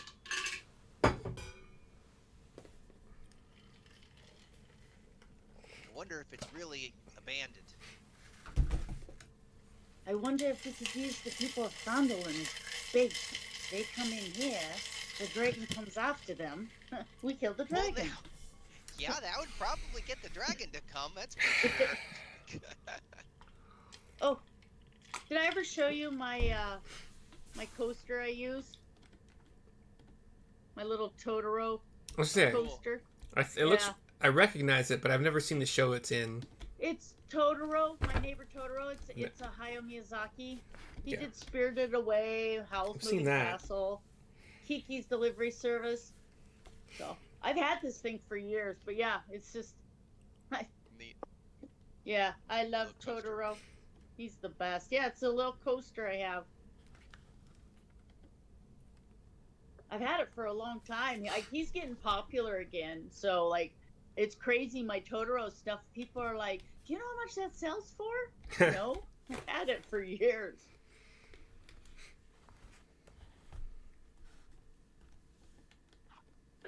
Yeah, so I was eyeballing these. Apparently, these things are like $15 to $20 now. I'm like,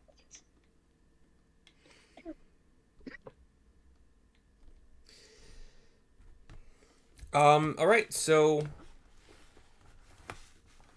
let me just kind of get an idea for what all of these. Does it look like we can climb anywhere no. on the outside of it? Does it like Nope. can we climb up to the top of the mountain?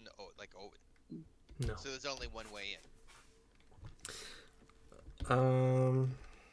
that we can tell. I mean, This is a very what I'm saying. intricate map thingy. So Neil would want to find. Let's find a secret entrance.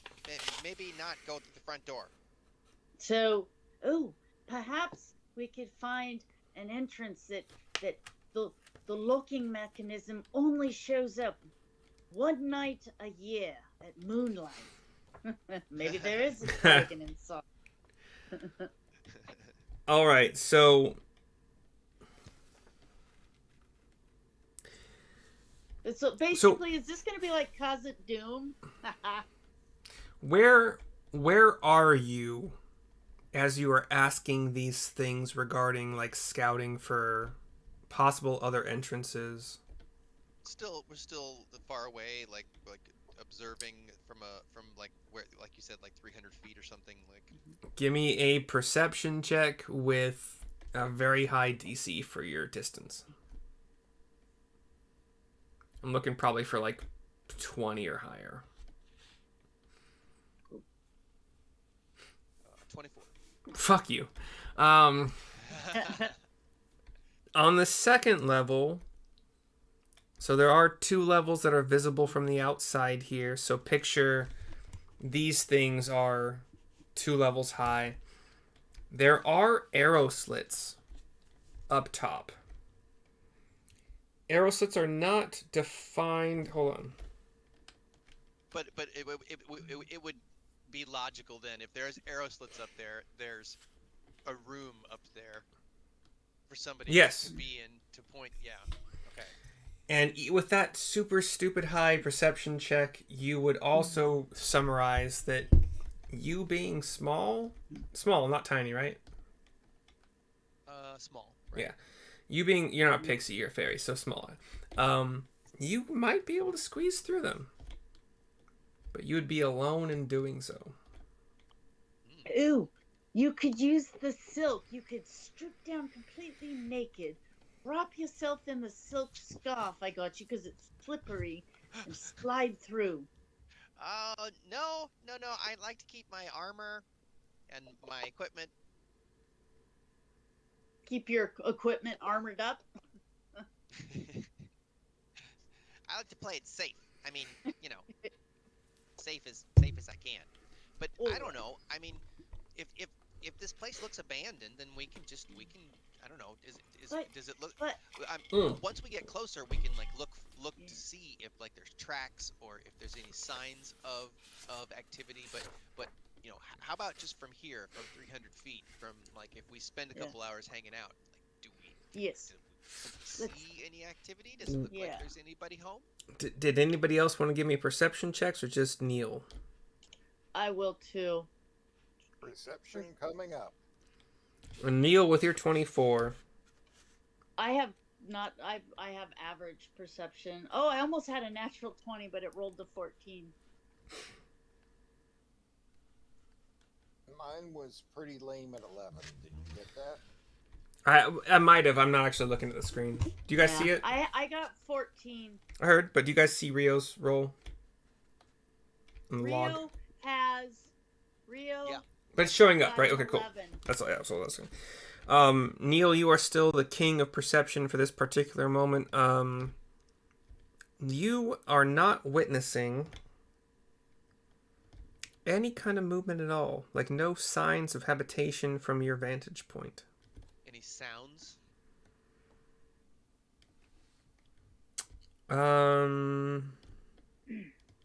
No. After we walked for a while, Neil, we could get closer. I could walk closer. I could misty step up to the door, see if any dust has been disturbed, etc., and then misty step back. Just an idea. How many times can you misty step a day? I have no idea. It should say somewhere. 5,000. I don't think 5,000 is accurate. Guys, I don't think there's anybody there. I don't hear anything. I don't see anything. Well, but sometimes a sandwich isn't just a sandwich. That's true.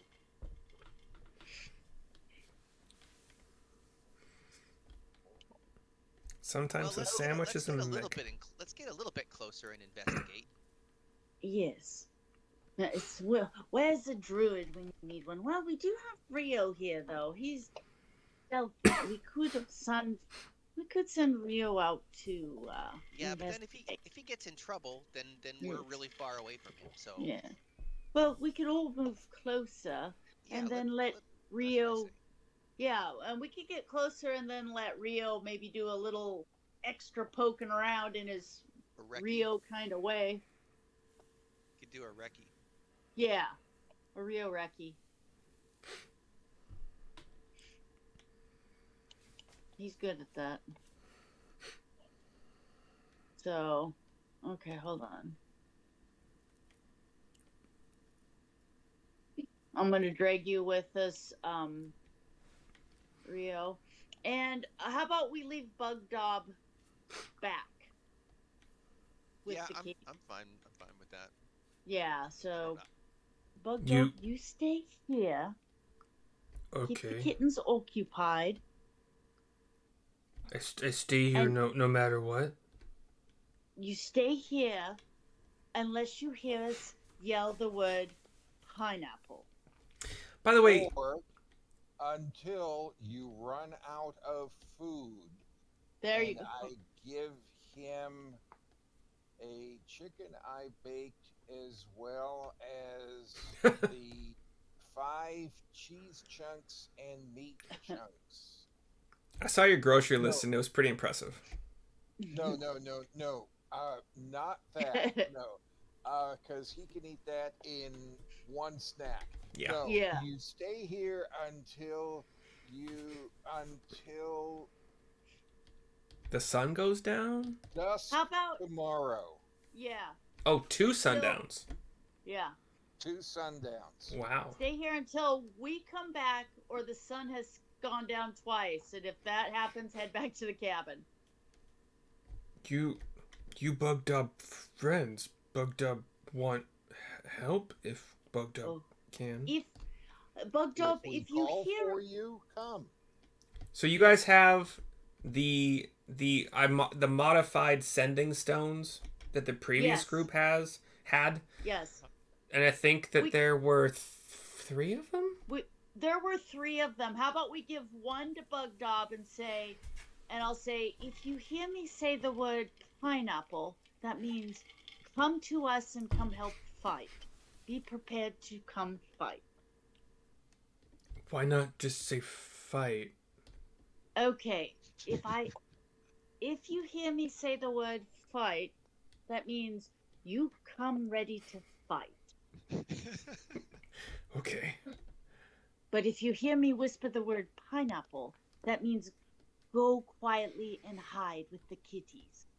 Because I want to have the option that if something's going on and we need Bugdub to go and hide, he can go hide with the kitties. And pineapple is a Fight. natural thing to say in some fucking... I'm trying to think what it's all. I'll say, if you hear me say fight, come to us and fight. If you hear me say hide, grab the kitties and hide. Okay. Bugdub do. Be safe, Okay. friend. Friends? Yes. Yes, very good friends. Friends? Yes. And we're Okay. Bugdub, we're working on getting you some heavy armor. So you will be extra tough so you can come fight with us. Bugdub happy. But until then, you have to stay here and take care of the kitties. You can't cry, Bugdub. You have to be here for the kitties. You Bugdub, no control. Water. It's okay, Bugdub. It's all right. Just be sure you protect these kitties no matter what. Bugdub no have people care about Bugdub before. And I'll hand Bugdub I'll hand him and I'll say, and you can keep an eye on my scar. This does not get he's like, okay, it's okay. I'll tie it around his wrist. Oh. It Yeah. smells girly though. It's got perfume on it. Yeah. Before we go, I do a spiral around the campsite to find a stream where Bugdub can refill the water skins I leave with him. There is 0 water on this map, aside from the ocean and the river going from Neverwinter into the Neverwinter Wood. Not a good camp. Not a good place to leave him. Yeah, that's what. We need to leave Bugdub somewhere where there's water. I mean, you theoretically could have enough water, knowing what he drinks during the day, having moved around and walked with him for several days now. You could have water skins. Yeah. He'll be okay for a day. Okay. Maybe. Yeah. Well, if something happens and we don't come back within a day, then yeah. You get the sense that Bugdub, when he starts to get to the point where he needs to think about survival for himself and the kitties, He'll be fine. He might leave. I put my money on Bugdub over anybody else. He might leave. Okay. So Bugdub is. And we'll be sure to tell him, Bugdub, if for whatever reason you need to leave, and you haven't spoken with us on, let us know on the sending stone. But no matter what, head back to the cabin. Okay. If no matter what happens, take the kitties and go back to the cabin. We will always meet you back at the cabin. That's our home. That's where we all live together. And Bugdub just keep working on cabin. Yeah. Okay. Why Bugdub come if no want Bugdub to join in? Because we didn't want to leave you home alone with the kitty. And we had this lovely picnic. We got some silk for you. It's an adventure, Bugdub. We're doing this so we can get more gold so we can buy you some heavy armor so you can fight with.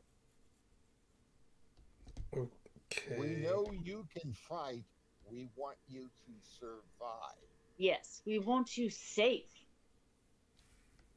Because you're our friend. Don't start crying, Bug Dog. Not cry, just confused. Because Bugged Up could be back at camp and safe. Or But if anyway. we need your help, we brought Bug Dog because if we get in a pinch, he could come help. But yeah, Okay. he just came along to hang out, so he's not home alone. All right. He's been home alone a lot lately. And now he is outside of Axel Home alone for who knows how long. But we just had lunch together, and he's got Yeah. the kitties. He had a And good he dance. knows if we call for him, he can come help. If It's you probably not need gonna take very long. me, call me. No matter where you are. Okay. So, Bug Dog is staying back. What are you guys doing? We're moving up to where we are on the map to do a little more investigation. No matter what you roll, from your vantage point of the map, you would not see anything that Neil did not already pick out.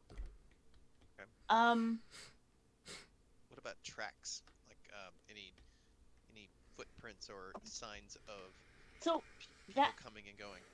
that cloak that we got from the shipwreck, Syrissa will pull it out of her pack because I've been lugging it around, and I'm just gonna randomly throw it over Neil and see if it changes color, or he disappears, or anything. It looks like it might have the potential to do so, but without Knowing. what you would possibly know by now is an attunement period. Okay. You wouldn't know or identify. And I'm sure that Neil's looking at me like, "Why the fuck are you throwing that? I'm checking it out." I'll pull it off of Neil and be like, Are there holes for my wings? "It was worth a shot." I'll fold it back up and stick it back in.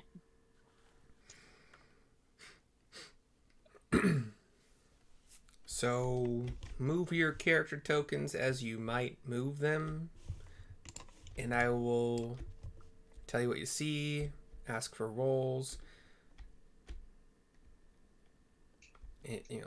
Depending on what you're looking for, what you're doing. So I vote we let Rio go first. He's the stealthiest of us all.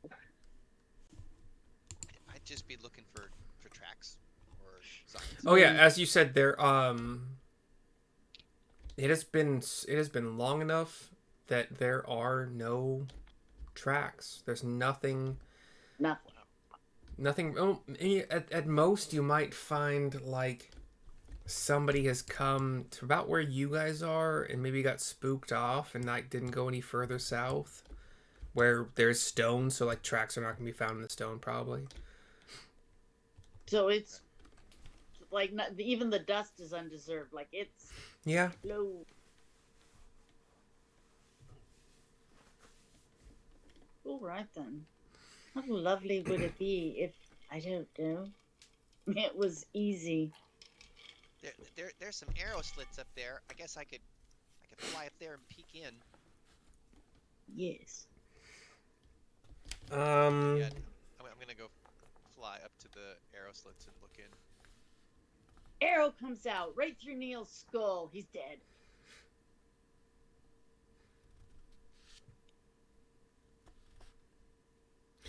Okay, so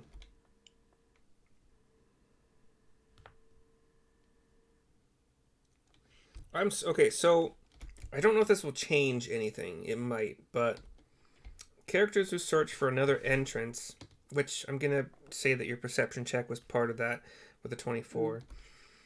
A successful check spots numerous stone chimneys protruding from the mountainside. But you would see some signs that like an earthquake closed off most of those to anything but unfortunately creatures smaller than you, so tiny creatures only. Okay. So that's a thing you saw, but your further checks would just tell you that you can't access them without maybe a spell to make you even smaller. What about the arrow slits on the second floor?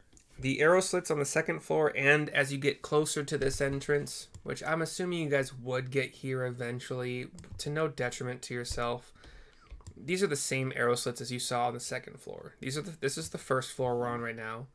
The arrow slits on the second floor would be in like this, so like northward facing. These are more inward facing to the only theoretical entrance to like. Yeah, I want to peek in the north. I'm going to fly up to the northward facing ones and peek in. Okay. When you do that, you die. Right? You see. Do you have dark vision? No. Okay, so give me a perception roll at disadvantage. You don't have dark vision? I guess fairies don't. Yeah, that's weird. 22 Whoa. With disadvantage? with disadvantage. You Martha Fokker, 17 and 19. Okay. Nice. You That see. lunch came in handy. Yeah. Well, not. Yeah. No, this is wisdom, but Yeah. But still. You see thick webs strung between the walls and pillars of this second floor Oh room. boy. You also, with that roll, would make out several giant spiders. Ugh. and this is the second floor room. The one that you flew up to, yes. Yeah. Mm-mm. Okay. So So. However, how many do I see? so I'm assuming you'd be checking out both, like the left one and the right one. Sure. Yeah. Okay. So Can we just describe them as like Hemiptera or something? Like, I have serious issues with spiders. Oh, wait, hold on. No, sorry, those are both A22. So both rooms have spiders. Or sorry, what would you like them to be called instead? Well, how about you could I'll live. I'll be fine. Okay. Just if I freeze up, you have to give me a minute. Like, I'm truly terrified of spiders. That's how they used to keep cracking me in the field, is they would listen for me to scream like a bitch. How- Every time I'd even bump into a spider web. How have I not learned that about you after playing with you for 4 years? Because I keep it on the DL because Oh. it's embarrassing to be a biologist. Afraid of spiders. Spiders can be poisonous, like very poisonous. I get it. Yeah. Between the two rooms, so like you got this one and this one upstairs. You're looking at about 3 per room. Okay. Are they big? They must are be big. giant spiders. Ugh. Gross. Okay, well, now we know why it's so quiet there. All right. So I Do fly I have down. a spider recipe? I fly down and tell everybody what I saw. Oh, that's a shame. Let's go home. Most unfortunate. I don't know how much this would affect things, but Neil, with those ridiculous rolls, you would also, aside from the arrow slits, you would also notice like what's the thing when they like pour oil on attackers? Oh, the holes? Like murder holes, murder whatevers? Yeah, they call them murder holes. Yeah, so you would notice some of those as well. You don't notice anything like ready to pour anything on anybody, but Right. you notice they exist. Okay.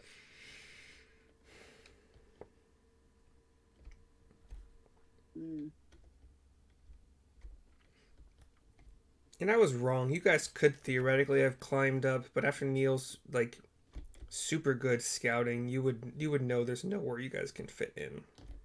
Yeah. Ugh. Wait, what? Okay, hold on. This is like confusing me because it says a couple.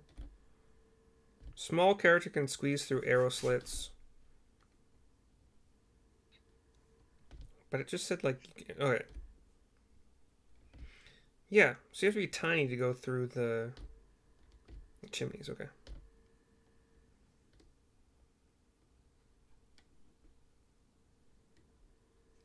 Okay, so that's what you have. You have air. Well, maybe we can avoid those rooms. Maybe we can we can avoid those rooms.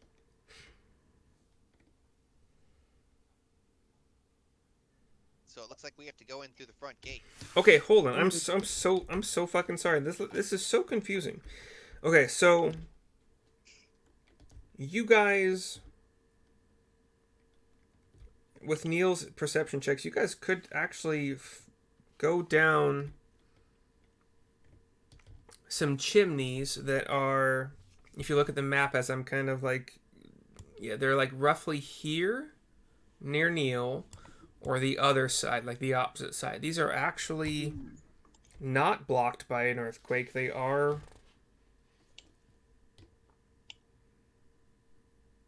Are we talking like Shelob-sized spiders here? I don't know, whatever a Or giant more like spider... Shelob's children size? A giant spider is probably classified as large. Okay. So... Big. Well, But yeah, not Shelob, Shelob size. you only see Shelob in comparison to hobbits, which are small. No, So but Shelob, I have an idea how big Shelob is, but her children would be more what I would consider large spiders. She's gigantic. I don't recall ever seeing a Shelob child, so I have no idea how big they are. They're smaller, yeah. Smaller makes sense, but I don't know how big that means. Like a large beast. I think Shelob is large because we're comparing her only to the hobbits we see in the movie. We don't know how big she is in comparison to a medium-sized creature. Big. Excuse At least me, it's not I need to Ungoliant be size. AFK for a minute. Okay. Okay. If we want to take our break now, it is 5:05. Yeah, let's do that. I could use some food, so. All right, we'll be back soon. Okay, sounds good. Later, guys. See you soon.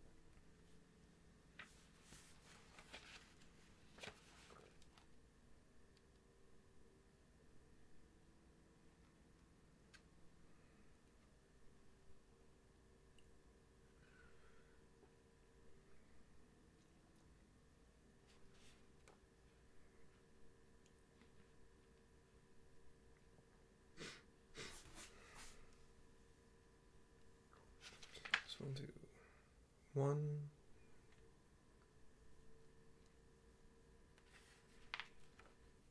2, 3, 4.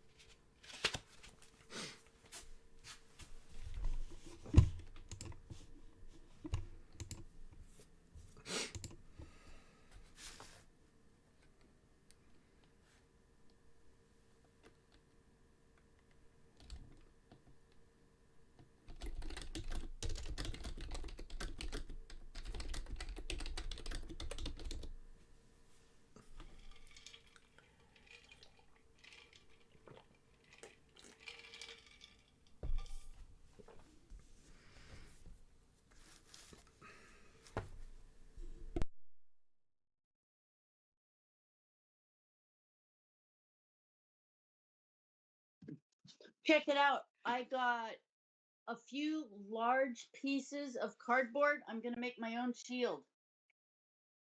Groovy. Yeah, I'm a total dork, but I have to figure out. I had some really neat, like stiff cardboard that went in the corners of the box. It was for a washing machine, but Johnny threw those in the recycling. I don't think I need them. I was going to use them for like the handles back, but I think I'd be better off using like string or something. But yeah, it's the plan. Oh, and I Hey, I'm got back. this. I'm stuffing my Go, face, but I'm back. yeah, I've got to grab my food out of the microwave. My fantasy microwave, Your fantasy microwave. right? My D&D microwave.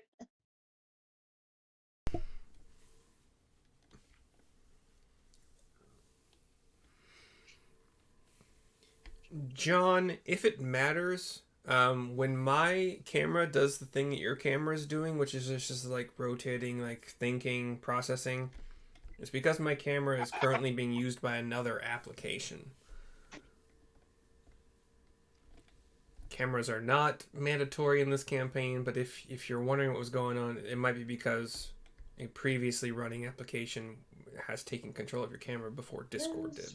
Well, when it did that, the only other app I had was open was Firefox. I think maybe my guess is like maybe your previous Discord, which crashed for some reason, still has a process running. But yeah, it's doing the spinny Windows trying to after all. connect Yeah. thing. it's a very baseline, not at all super tech savvy, but kind of like sort of. Anyway, so Shannon or Syrissa or Neil, one of you can roll a d4 or just pick a number 1 through 4 to replace the spiders. I have 4 options in this book that could replace the spiders. You're muted, Shannon. Number 2. Okay.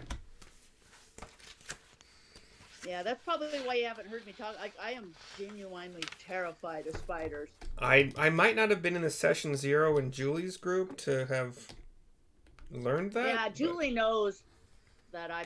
Like, so did Justin. Like me even saying the word is a huge step.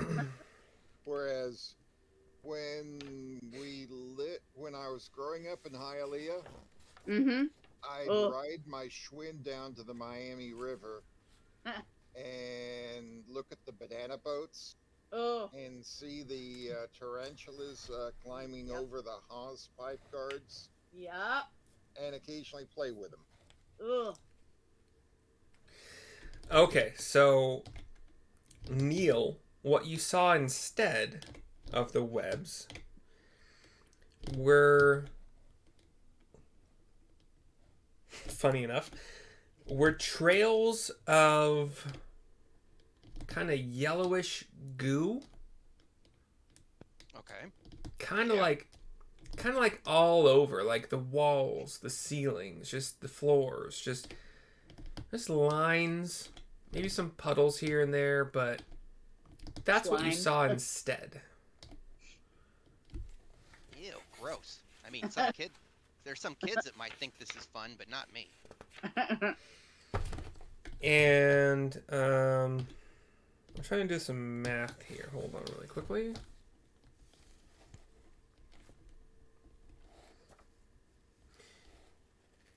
Yeah, since your perception was so high on that, you would have seen in various in various positions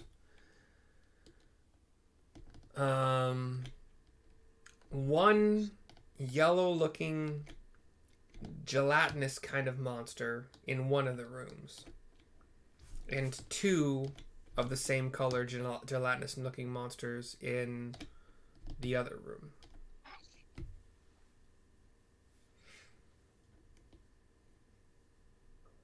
Okay.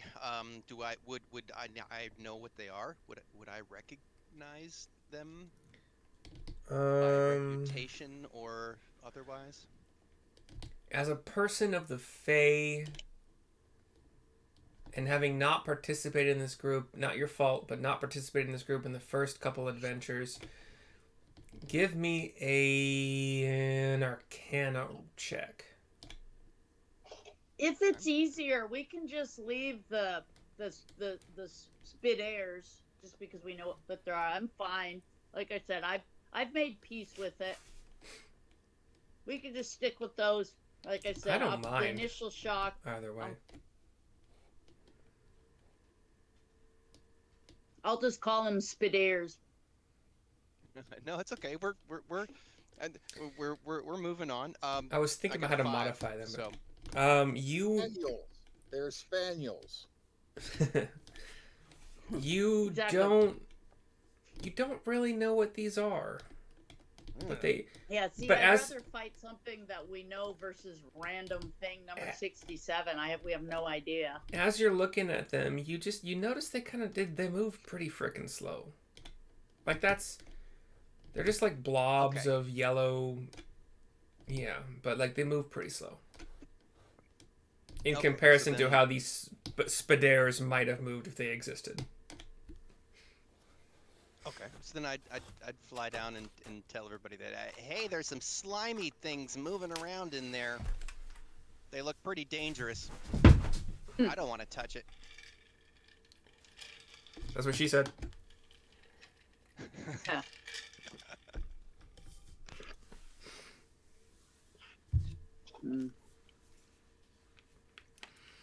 So you have the arrow slits that you've seen in the second floor, which you have gone up and scouted. You see the murder holes, which aren't really accessible. Since you can fly, you would have noticed, and I think that I said this, but I'm not sure. You did see chimneys that are accessible to the southwest of where Neil's token currently is. Like maybe a couple squares to the southwest is a chimney where any adventurer could fit down. It is up. It would require some climbing. And the same thing on the opposite side. Pretty much like... Oh, that doesn't work. Hold on. Like here-ish. Yeah, another chimney.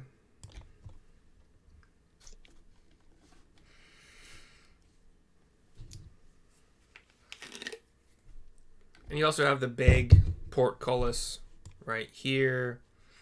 The arrow slits here, here, here.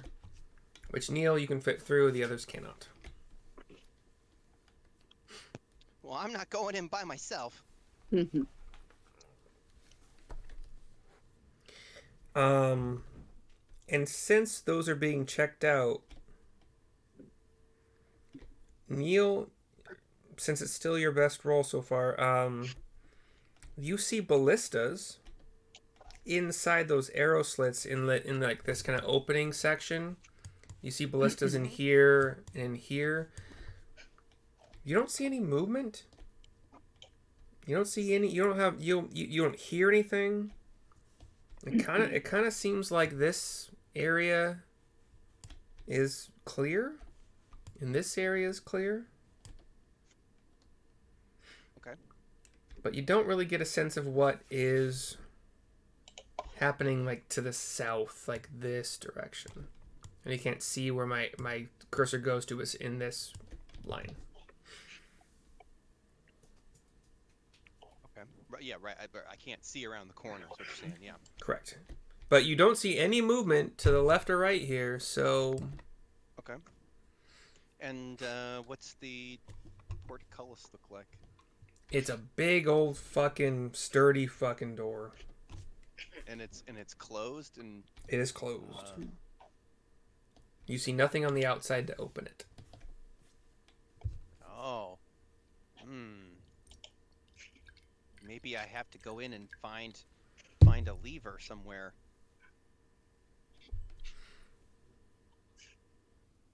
You guys want me to go in and try to find how to open this thing? Oh, that might be a good idea.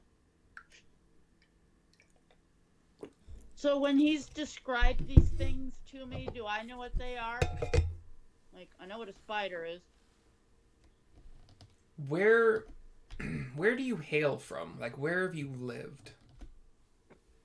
All over the place? That doesn't help me at all. Are you from the Hells? Are you...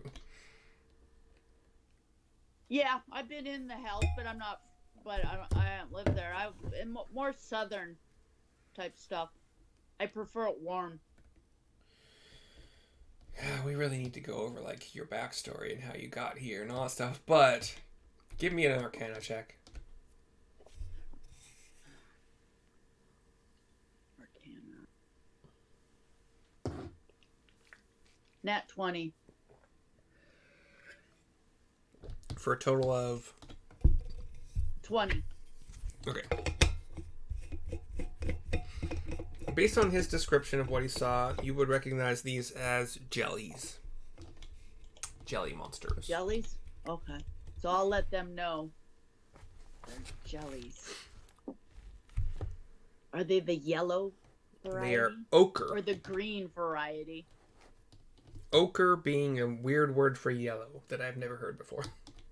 Oh no, ochre's standard. You've heard of ochre paint? I might have. I don't fucking know. It rings no bells. Yeah. Ochre's pretty standard word for Okay. yellow. I don't know a lot of things. Yeah, so it's a big one, like all the cave paintings you see, like the Stone Age ones. Let's move on. Yeah, those are, they use ochre and those a lot, and coal.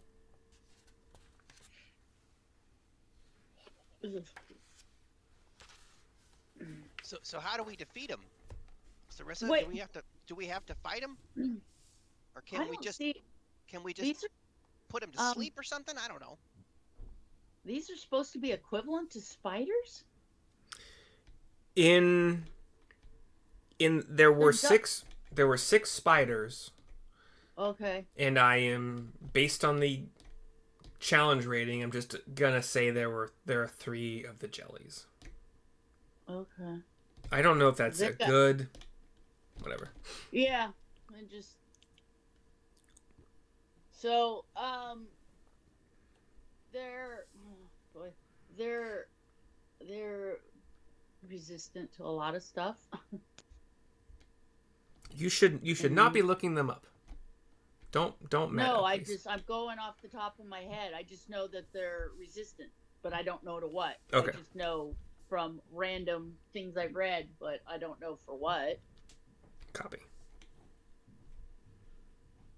I don't even know how to... Are they even in? I'm assuming they're in the monster manual. I know I've read Probably. about them. So... So what did you ask me, Neil?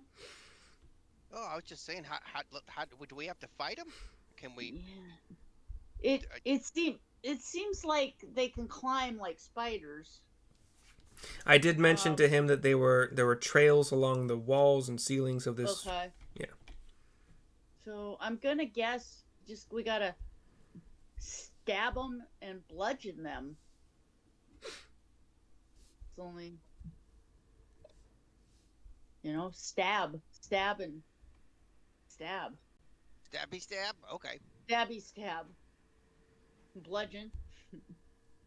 Well, I can light them all up with my fairy fire. Oh, that's a good idea. Yeah, I would think you'd be able to burn them. In fact, can we do that? Can we just stand back and you can just set the room on fire? I don't have any fire spells, but my fairy fire will make them much easier to find and attack. Okay. Oh, okay. Yeah. I've got some flasks of oil to throw in. We could try that. Chuck it in and. Ooh, burn it down. I mean, the stone's not going to catch on fire, so yeah, we could try that. Yeah, because the place is made out of stone, so it's not like we're going to burn it down. We could try it.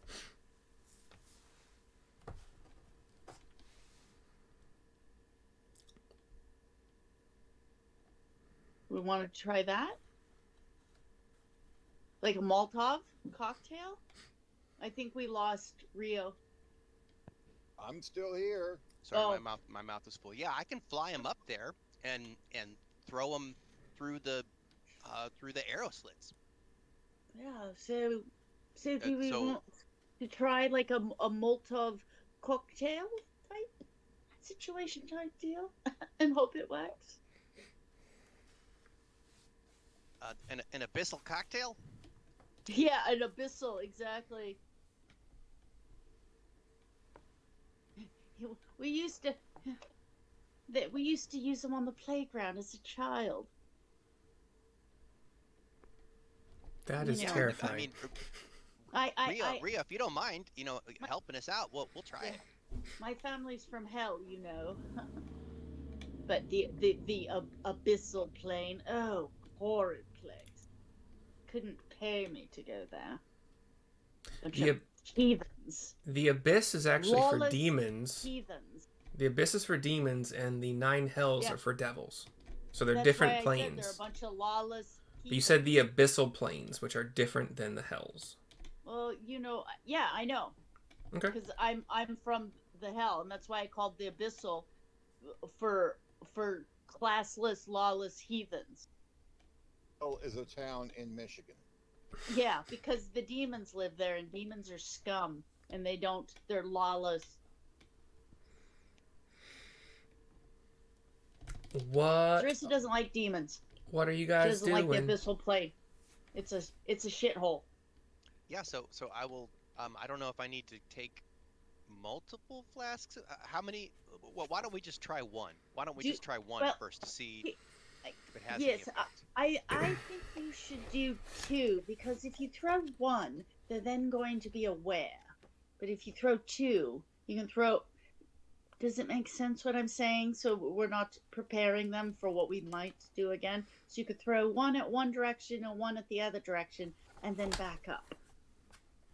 Yeah, I mean, also, they could just move out of the fire and, to get away from the fire. So, I mean, I don't know if it's gonna work or not, but if we just storm the fortress, well, we can see. We can't storm the fortress. Yeah, no, let's try this. Yeah, let's try it. Let's see if it works.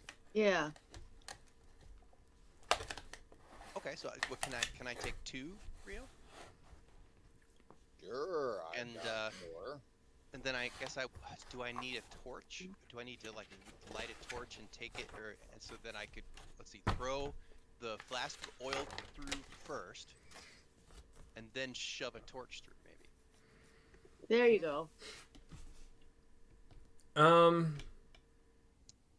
So you want to throw a flask of oil into which? Like, are you in the upper level, or where the jellies are, or?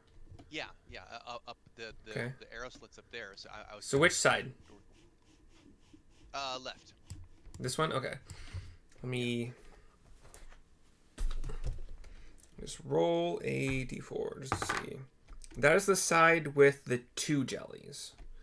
One you see is on the Okay, perfect. floor, Yeah, that's... and one you see is on the ceiling. Oh, okay.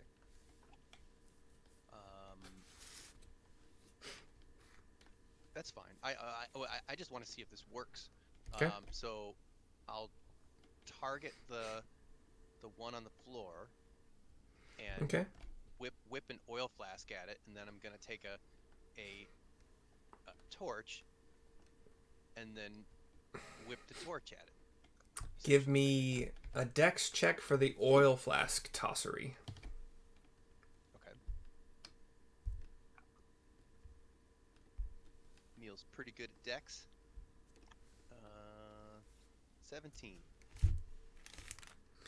That hits close enough or on top of the jelly to splash, shatter the canister, spread the oil in a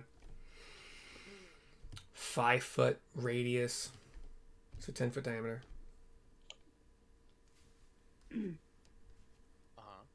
Syrissa, it sounded like you said your family. What I thought I heard was your family was from the abyssal plane. No. So that's why I was confused. No, hell. Okay. My family's from Cool. hell. That's what I thought I heard. That's why I was confused. Yeah. That's it. No, you couldn't pay Syrissa to hang out on the abyssal. And then, what was your dex check for the torch? The abyssal plane. I have not done it yet. Okay. And, oh, you know what? I did for some reason. Oops. For some reason, I did that last roll was a dex save. So just to be totally transparent, so really, if that was supposed to be a dex check, You subtract your subtract proficiency. 3. Okay. Yeah, it still hits. Okay. Then let me make another dex check. And this one is an 11. Believe it or not, that still ignites the oil, and the jelly starts to burn. Oh.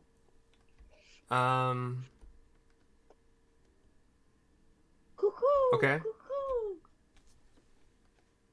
Okay, so I'm let waiting me. for the signal to...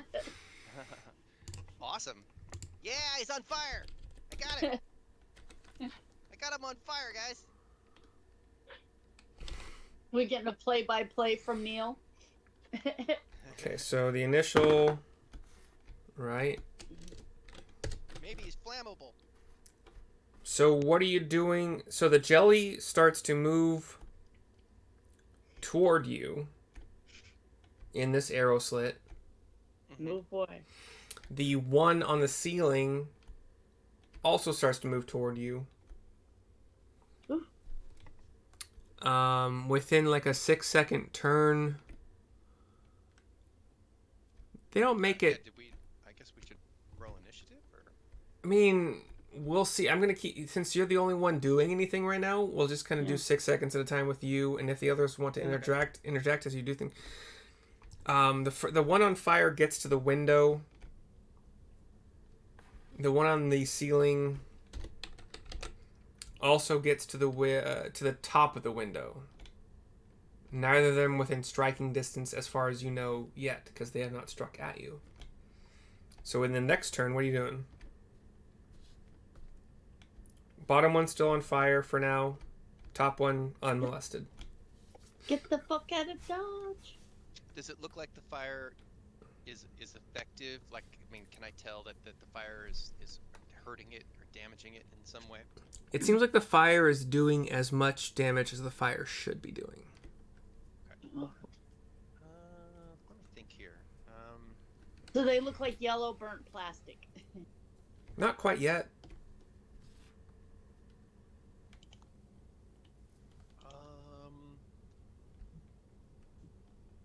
I am going to first, as my action, I'm going to cast Dissonant Whispers at 3rd level on Wow. the one on the ceiling. On the ceiling, okay, and that is a whiz save? With save, yes. 7, Oh, 16. God. There's very little chance of this. He rolled a 15 minus 2. I accidentally rolled the damage already. That's fine. So how much damage does a non-save do? 21. And Psychic well, damage. psychic? Okay, just making sure. Okay. You feel like that does as much damage as you think it should. Okay, and it So must that- immediately use its reaction to move as far as its speed allows away from me. Okay. It gets back up basically to where it was the turn before. So it is now back to being 10 feet away from the like the upper window thing. Upper And window I'll sill? step up. They're on the second floor. Hmm? Yeah, I'm sort of like flying around this little arrow slit on the second floor where Right. I am. And hand you another flask. Ah, So this is going to require some movement from Neil to fly down to the ground to pick it up, or a toss from you if you want to try to toss it to him. And I'll toss it. All right. So give me a dexterity check, Bart. And then a dexterity saving throw. I'll give you the benefit of that, Neil, to catch it. okay. Only a 10. 10 will require a good dex save from Neil to catch it. 15. 15. The Rio, who has very good aim normally, it goes a little bit wider than he intended it to. Maybe he stumbled on a pebble in the ground at the last second and just threw off the throw. But Rio, being able to fly and being a little bit quick as a fairy, he just reaches out and grabs it, and with no damage to the flask. Woohoo! So that is during the second turn. The ooze on fire takes some more fire damage. And we're on the third turn now. Bonus action: give bardic inspiration to Rio for Okay. his oil idea, and it seems to be working. And then Rio, you have that for 10 minutes? Is it still a D6? And what for 10 minutes? Bardic dex? inspiration. You're asking about the bardic inspiration that I gave out? Yes, it lasts 10 minutes. And is it D6 still? I don't know if level 5 bumped it up. It's a D8. It is. Nice. Cool. So keep track of that. I will try to do my best to kind of remember how long it is taking you guys to explore things here, but currently we're in seconds. So that was your bonus action for round 3. What you doing with your action? With my action, I will cast True Strike.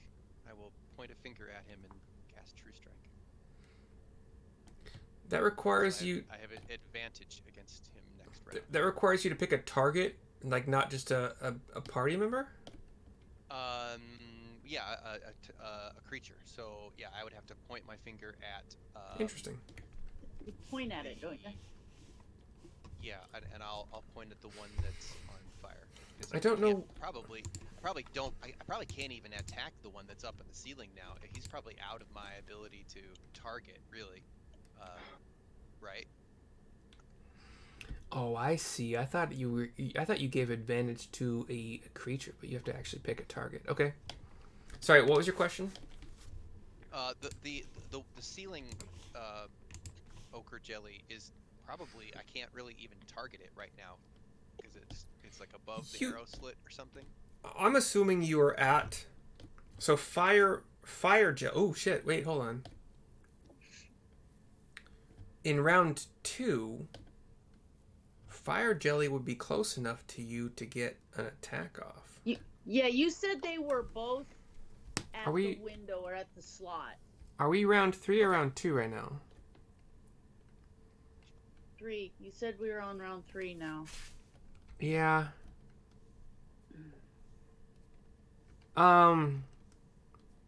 And Neil- the Neil, first one got there first. And the Neil, would ceiling you one be- came down. Would you be in the window or just like hovering back No, from it? I A little bit. I'm like flying. I'm flying. I mean, I can't. I'm just flying where I could whip stuff through the arrow slot. Okay. So round 2, nothing really happens. Round 3 was when you did the Bardic Inspo. Yes. And what was your in True Strike on the ground or ceiling one? Well, can I see them both from the slit? That I'm having trouble visualizing. You- the arrow slit. Yeah, it's hard to do 3D here. You sending the ceiling one running from you in round 2, you would not be able to have visual on it to do True Strike unless you are in the in the window. I targeted the fire one. I don't remember. I thought you did the ceiling one for the phantasmal whatever to make it flee. Oh, No, man. he did. He targeted the burning one. He said I'm concentrating on just one at the moment. on the I heard the you say burning ceiling. one, the one Okay. that got to the slit Oh. first. Man, now I'm doubting myself. I don't remember. I subtracted the hit points from the one on No, the ceiling. I I'll go with. listening. Go ahead. And I was listening and I wrote it down and I'm paying attention so I know what you're doing. So So am I, as don't- the DM, and I heard I ceiling. can't remember. Yeah, no, you specifically said rewind the tape, and you said you were going after the one that was on fire. Okay, that's what I thought I said, but I know that's Okay. what you said. I'm notorious for having really bad short-term memory. So I subtracted hit points from the one that I was pretty fucking certain you said, but I will trust the consensus of the crowd right now. So, okay, Fire 1 is looking like half the size that it was when you first encountered it. Ceiling 1 Okay. did not flee, and so Ceiling 1 would have had 2 strikes against you by now. he's like coming down to the arrow slit and attacking me through the arrow slit. Yeah, so he's like crawling along the ceiling, and he reaches the top like windowsill, if it's still called a sill at the top of it, so the top of the window frame, that arrow slit frame. He would have reached that by round 2, but you wouldn't necessarily have to have been within melee range of it to do the scary thing that you did that did the 21 damage plus run away. And then round 3 you wanted to do Bardic Inspo, and then your action was True Strike on the one on fire. That's what we're trying to determine. I'm trying to determine if I can I even target the one that's on the ceiling? If he moved all the way on the ceiling up to the wall where the arrow slit is, then I can't even see him at the moment. No, I'm saying that by round 2 for sure you would be able to see like him cresting that. Like if you have a windowsill, which is a tall rectangle. Then he'd be in my face. He'd be basically in my face. He'd be in your face if you are in the windowsill. If you're in the frame. I am flying just outside of it. Okay. Are you staying far enough back that it's unlikely that a normal kind of melee range creature would be able to hit you? You have visuals on both of them by round 3 for sure. They are trying to reach you. If I saw that guy Well, yeah. I mean, I hopefully I'm not within melee range, but I guess that's more your. That would be up to you and how far you think you're trying to stay away once they start to like approach you. Got you. Then yes, I would keep a distance to try to not be within melee range. If I could tell what melee range is, then I would Okay. try to stay out of it. To the best of my ability. So by round 3, these jellies are both on this outside wall, and they can climb just easily. They're on the outside wall trying to like strike at Neil, who would probably back up far enough to not be struck at, but still be. They're stupid as fuck. They're just jelly. They have 2 intelligence, so they're trying to get to you. Wait, did you say 2? Yep, and then once they get to this outside wall in round 3, if anybody wants to take pot shots at them with their attacks that have range, Oh. they're either dead in like a couple more rounds or 4 more rounds if Neil's the only one that can attack them. So can I? But he's up on the 2nd floor, right? Mhm. Flying. Yeah, so I can't really get. So like 15 feet up? Yeah, so Where there's not they much are? I can do. So unless maybe Rio in a sling or something. I mean, Rio has a bow. Yeah. Whatever. I save slings for when I have to drop something in past a wall. Ah. You guys make short work of it. They don't get any attacks. They keep trying to like thwip out their jelly arms or appendages or whatever, but they cannot reach anything. If they're true jellies, you would call them pseudopods. That's not. Yes, it is there. Yeah, I don't care. So They're that's just what jelly type things. That's what they call the poda is for foot, and it's a pseudo. It's not really a foot, but most amorphous jelly things do that. within a couple more rounds, 3 at the max. They are both down. So just make sure that you guys have. Got my sling. I switch back to my sling. Help pound him with my sling. Do they smell terrible? They smell like. They smell like butterscotch. No, just kidding. Kind of mostly. They mostly smell like burning oil, and Butterscotch. sure, some butterscotch. Yeah, sure. I see Neil leaning out like he's gonna stick his finger in and maybe taste it. No. The spiders definitely would have been more interesting, but. Oh. All right, so that's one room I got him, guys. cleared that only Neil can enter anyway. Excellent job, Neil. You've killed the butter toffee creatures.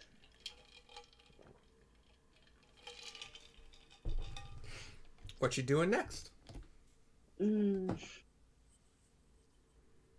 So if we, well, Let's go take out the other one in the other room real quick. Let's fly over to the other side of and Are you setting it on fire as well, or just attacking it until it's dead? if we can get a clear shot on them from there, Excuse me, sorry. then I'll just with my sling I'll just pound them. They're very stupid, so it would try to come at you and attack you, and you're not stupid, so you're probably gonna stay far enough away from them to not take any damage. And Rio can help with his. I'm just kind of flying all around, like flying like crazy, like all around the hole, like with my sling going. Pew, pew, pew, pew. Syrissa's just standing there looking up, like I'm so confused.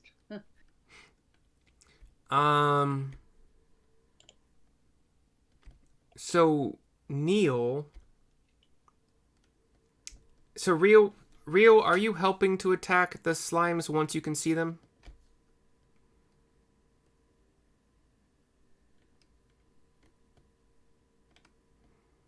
Rio de Janeiro. Yes, you bet. Okay, so we are keeping track of ammo a little bit. So which is why I have bought two more. arrows. Yes. So for the first jelly, sorry, for the rest 2 jellies that were on the left side, I would need, let's just say 2 and 2. So 2 sling ammo gone and 2 bolts or arrows gone. Well, For- no, I wouldn't. If I can see him, I'd use my bow. With arrows, Are right? there? Yeah. Yeah, so 2 arrows gone for you, 2 sling ammo from Neil gone for Neil.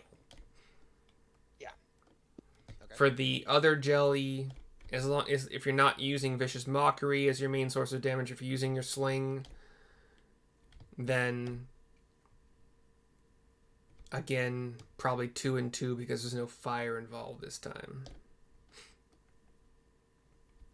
Okay. I'm sure you guys have plenty of ammo, but just in case it makes a difference in this, 75 sling bullets remaining. you fucking what? How much do they weigh?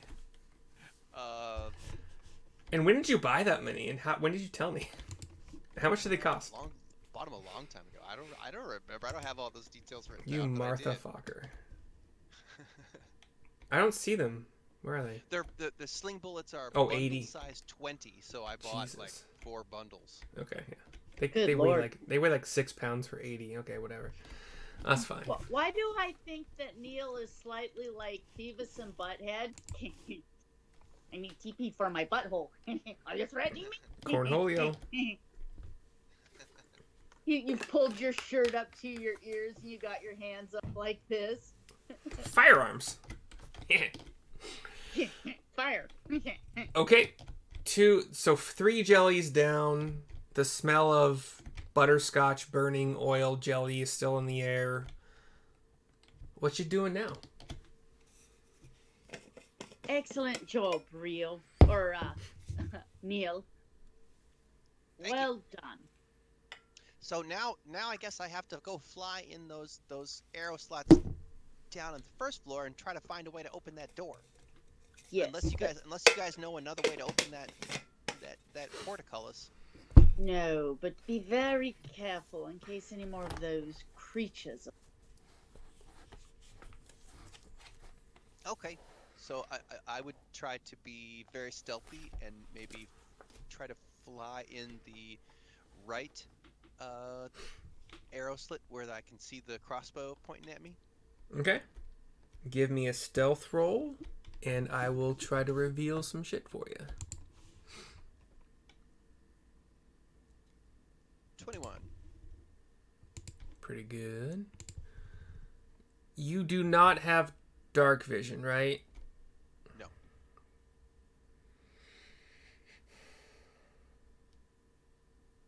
Is it like pitch black? I mean, there's not a lot of light sources going into these ground floor things because Right. this doesn't mention anything about, like, I don't know why. I don't see a reason, unless there's magical light. I don't think that the torches that would be in here would still remain, so... Okay. Well, I'll have to fly back out and be like, guys, I need a torch. And well, So actually, grab one and light it for you. There we go. yes. Actually, before I do that, can I make a perception check to see, like, do I hear anything? Do I sense anything? In the Okay, room? so... For vision... Before I just totally give away my stealth. For vision, the perception check would be at disadvantage. Okay. So give me 2 perception rolls by themselves. The first one will be for hearing, and the worst one will be for vision. Okay, I just. I see. You're fine. You're fine. That's fine. So your vision is 11. Your hearing is 16. With the vision, 16? Or... I'm adding your +5 for perception. Oh yeah. To the higher yeah, roll. Yeah. Got it.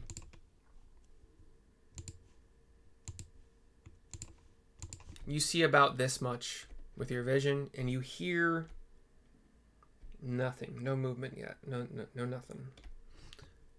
From where you are.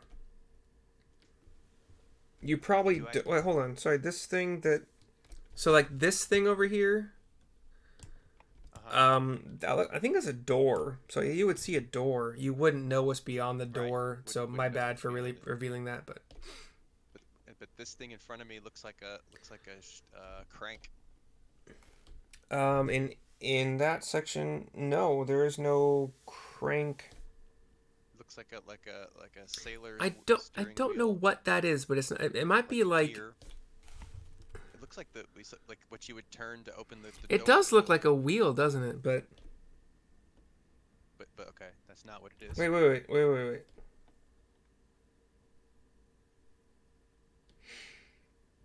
Oh, does this take two? No, it doesn't take two people. Yeah, it looks like That is a crank for the door. Or you could, turny thing. if you're not an idiot, which I'm assuming your intelligence is above 10. Yes. Yeah, you can surmise that is a crank for theoretically the portcullis. Well, actually, my intelligence is 10 exactly. That's fine. But yes, You're not, that's basic human intelligence. Okay, so then I'm gonna fly back out of the hole and tell.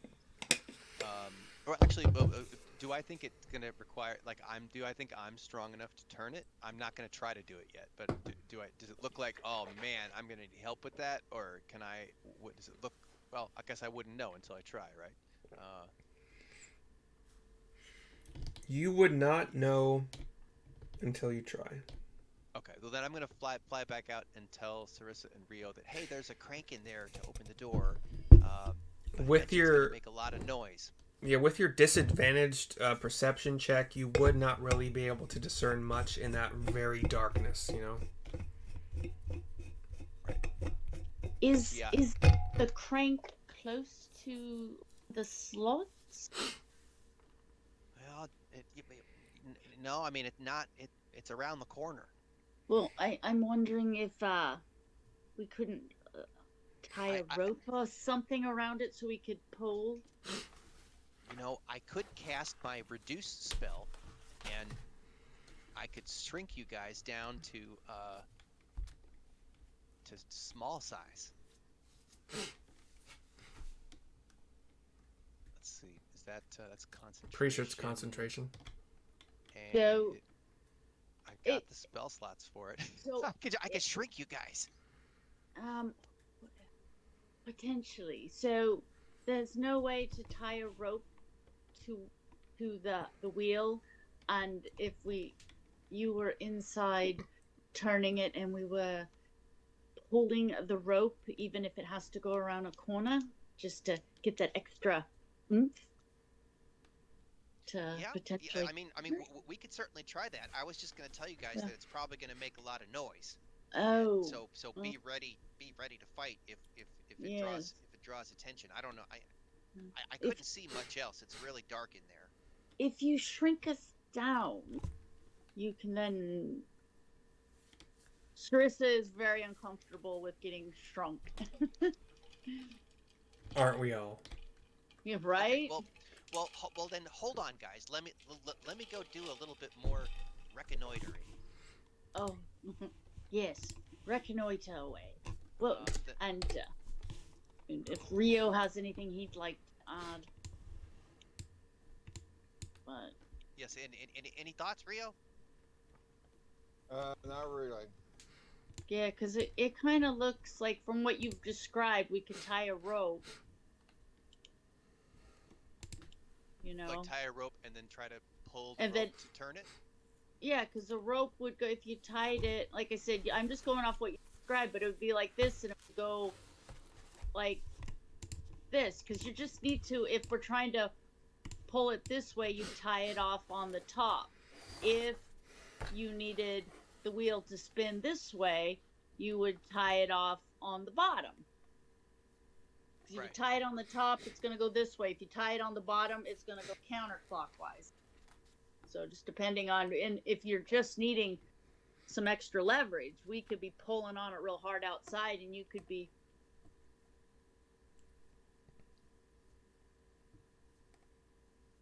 Okay, well, yeah, Yeah. I mean that's an idea. Um, uh, why don't I go check out the other room real quick? Come right back. Right. Be very careful.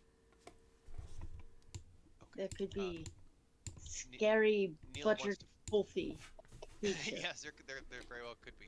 He's gonna fly Right? up to the I really want butter toffee now. Thanks a lot, Neil. That really sounds I good. know, I do too. I want some caramel. Gross. Yeah, or some Werthers.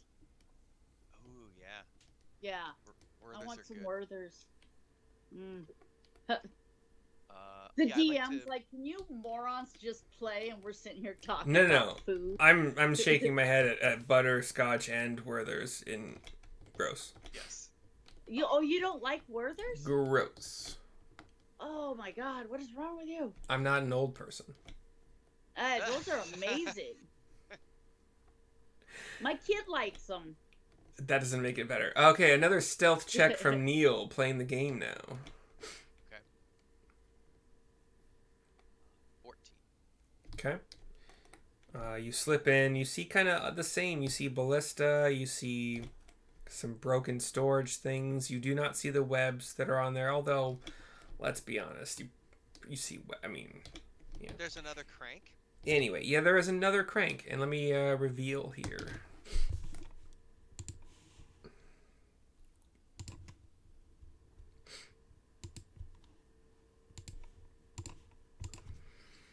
Both of these sides. Give me. Well, yeah. I would assume you would move in far enough to find another crank, but give me another disadvantage perception check. Wait, you have the torch, right? Do you have a torch now? No, I still don't have a torch. You're not doing I'm okay. still trying to be stealthy. Disadvantage then. 8. Oh boy. Okay. So your hearing check was 15. Your sight was 8. You still don't hear anything. And you just get the barest glimmer of stairs leading upwards. And it's the same on both sides. They both have stairs that lead upwards. But you do notice the second crank. Did I notice this ballista down here? Because Sure. it's... And Okay, so okay, cool. there's nothing in these rooms. There's no one. Then I'm at gonna least. fly back out and say, guys, there's ballista down the hallway. Pointed down the hallway. So I don't know if that hallway is safe. Maybe it's trapped or something. So if you want, I could shrink you guys, and I could shove you through the hole. It feels like there's a phrasing there, but But then we're stuck inside a dark cavern. And if something happens, true. we have no way to get out versus if we open the portcullis, we can open the portcullis. Then we can escape. Good call. Yeah, we could open the portcullis and then I don't know, go back to the hill and see if anything comes out or goes in, and then come back tomorrow. Okay. All right. Yeah. Let's try to open it. Let me take the rope, I guess. Yeah, Rio, do you have some more oil so we could dump some oil on the? Yes, I do. Okay, so lube it up.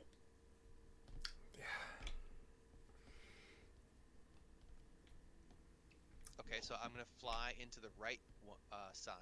okay. And tie it onto the top knob. Because it looks like it's gonna turn clockwise. You guys with your knobs and you're oiling it up. It's too much. If we need lots of extra, if we've got the lube, but if we need a lot of extra pull, we could always have Bug Dob come help too. But I think we might be okay. Syrissa's pretty strong. Okay, so I'm gonna tie it on the top and take the rope out. So Okay. Pull on it. Okay, I was reading something previously, and I'm trying to figure out where it went, because... hold on. Wait, and before we go and start tugging and pulling, we should probably have a plan of action. So suppose it opens, and something comes at us. Are we ready? Should we have Rio poised to strike? Because I I'm can sure you guys can probably, handle it. yeah, I can pull, and we can have Rio ready to stabby, stabby, pokey, pokey, anything that attempts to come out.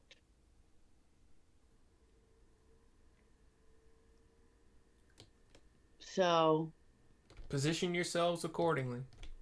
yeah, Syrissa will put herself like right here and wrap it around her, like this, so she can put a leg up on the wall and on the count of 3, and I'll have Neil pushing it on the inside, so we can work in tandem. Yeah. Okay. Most of this will come from Rio, but you have advantage on the strength check. Because at most, the rope is going to be able to move it like 90 degrees on a... Or... Yeah. What are radians? It's like 1 radian or half a radian? It'd be 90 degrees, and then he would have to tie. It depends on if it's one of those, once you turn it, it's a weighted system. Is or 1 if you have to turn radian it he'd have to keep 180 tying the degrees? rope. Or I have a primary question. Is 1 radian 180 degrees, or is it 90? A radian is I think 180. It's 180, yeah. Okay, anyway. Yeah. So you can move it half a radian or, 90 degrees. Okay, so what we'd do is I'd be like, Neil, you tie one off on the top. That would be the first rope. The second one, you would tie off at 9 o'clock. And that would be the second rope. Is 360 divided by 2 pi? Something like that. 57 degrees. 1 There you radian go. is 57? That's stupid. I thought it was like 90 or 180. Whatever. Does that make sense, Neil, what I'm saying? It... So that way, it's tied at the top. Once it starts turning, let me know. I'll start pulling on the second rope. I'm familiar with sundials. Sure. Exactly. So after this exploration, it's roughly 2:30. You guys figure out how to get at least a half revolution or a full revolution. It doesn't really matter. After 1 revolution, you notice that the portcullis is raised by 5 feet. Oh. And you also notice it's not the quietest thing in the world. It's not super loud, but it's been unused for so long. It was noise, yeah. There's some like rusty grating. There's noise. Rio, Neil, I think we should get something to put under the portcullis so it can't be closed again while we're inside. It can't be closed quickly while we're inside. But maybe perhaps we should go back up on the hill and wait to see. We've made some noise. And just see if anything comes out or in. Sure. Yeah. Are you okay with that, Rio? Yep. Right. So we'll untie our ropes, take our ropes with us, and it's back. that pi times radian equals 180 degrees. Okay. Yeah. I knew there was some... Okay. Thank you, Bart. That's fantastic. And 450 will get you a latte. Yeah. I am not a math person. Ask me about pregangliotic morphidites, and I can talk all day. So is that what you guys are doing? You guys are like... Sorry, go ahead. Whereas I used to teach it. Oh, see, yeah, I taught biochemistry, but that's different. I'm not a math person. So, yes, I believe we should grab our ropes and go away for a little while and watch to see. What we could do is we could set a fire right at the entrance and see if the light attracts anything.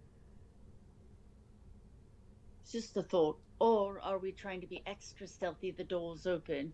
Now we go sit on the hill and wait. We're talking about our plan, right? Yes. Yeah, so Our we made insidiously clever master plan. yeah. Yes. So Exactly. we made some noise, but according to DM, it wasn't a huge amount of noise. So potentially we could go sit on the hill and wait. If nothing comes out, we could then wait till it gets dark, light a fire, and see if anything comes to the fire, and then get up in the morning and start fresh. I don't know. Yeah, I mean, I as it sure. stands, you guys have currently used no spell slots, Yeah. none of your hit points, and only I've a used few. a couple spell slots. You Yeah. have? Oh, you've used Yeah. one.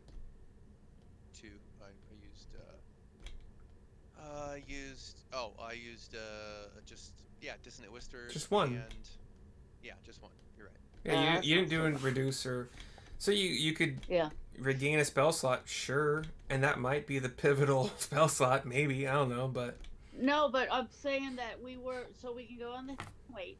We don't see anything coming in and out. We could potentially wait till night and light a fire and see if anything, just Right, see, and then like get up. we're trying to draw Yeah. the enemy out of this Yeah. I compound. see if anything comes out, especially if you light a fire at night. And if nothing comes out and stuff, we get up fresh and bright in the morning, and okay, Right, and then we go assault Yeah. it. Yeah, just head on in. And I vote we open the door. I also vote we open the. Well, since we've made some noise, we could just slip in and just open the door all the way, so that way the portcullis is all the way up. We've made X amount of noise, so we might as well get all the noise out of. Yeah, well, we might as well open the portcullis all Yeah. the way. Yeah, So- and then we could decide if we're gonna go. We'll go sit on the hill, and maybe we're gonna light a fire to see if anything's out at night. So let's be honest here. We do some conversations are allowed outside of the game, and this one is not one of them. So while you What? guys are talking about what to do after you open the portcullis 5 feet, Yeah.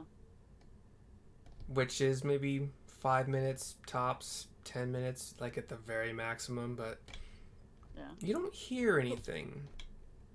You don't see anything. Nothing has come to attack you yet. So, well, let's open the portcullis the rest let's of the way, open it all the way. and then we'll go from there. Right, so I just reattach the rope for another pull. Yeah, or can the thing is how far is that room's entrance from the portcullis? Because I don't want to go in there, so yeah, let's just tie it. We'll just do it this way until we get the door all the way open. So, Rio, how tall are you? 5, 10. Okay, so since this door has been open 5 feet, both of you who are either average for a male human height or above average. The point is Can I please finish? The door, Please? we're gonna have to go into the dark place. I'm not allowed to finish as your DM? Go ahead. Okay, you guys can see far enough into here, this corridor, to see some double doors. So there are more doors, and you see the corridor, and that's all you see. And now, sorry, go ahead with what you're saying. Point is that we don't know what's in there, so it's easier and safer if we just tie off the ropes. We're outside, we can get away and open it that way, versus walking in past a bunch of closed doors and then going into a room we have no way to get out of. And we don't know what's in there, and we could get trapped in there.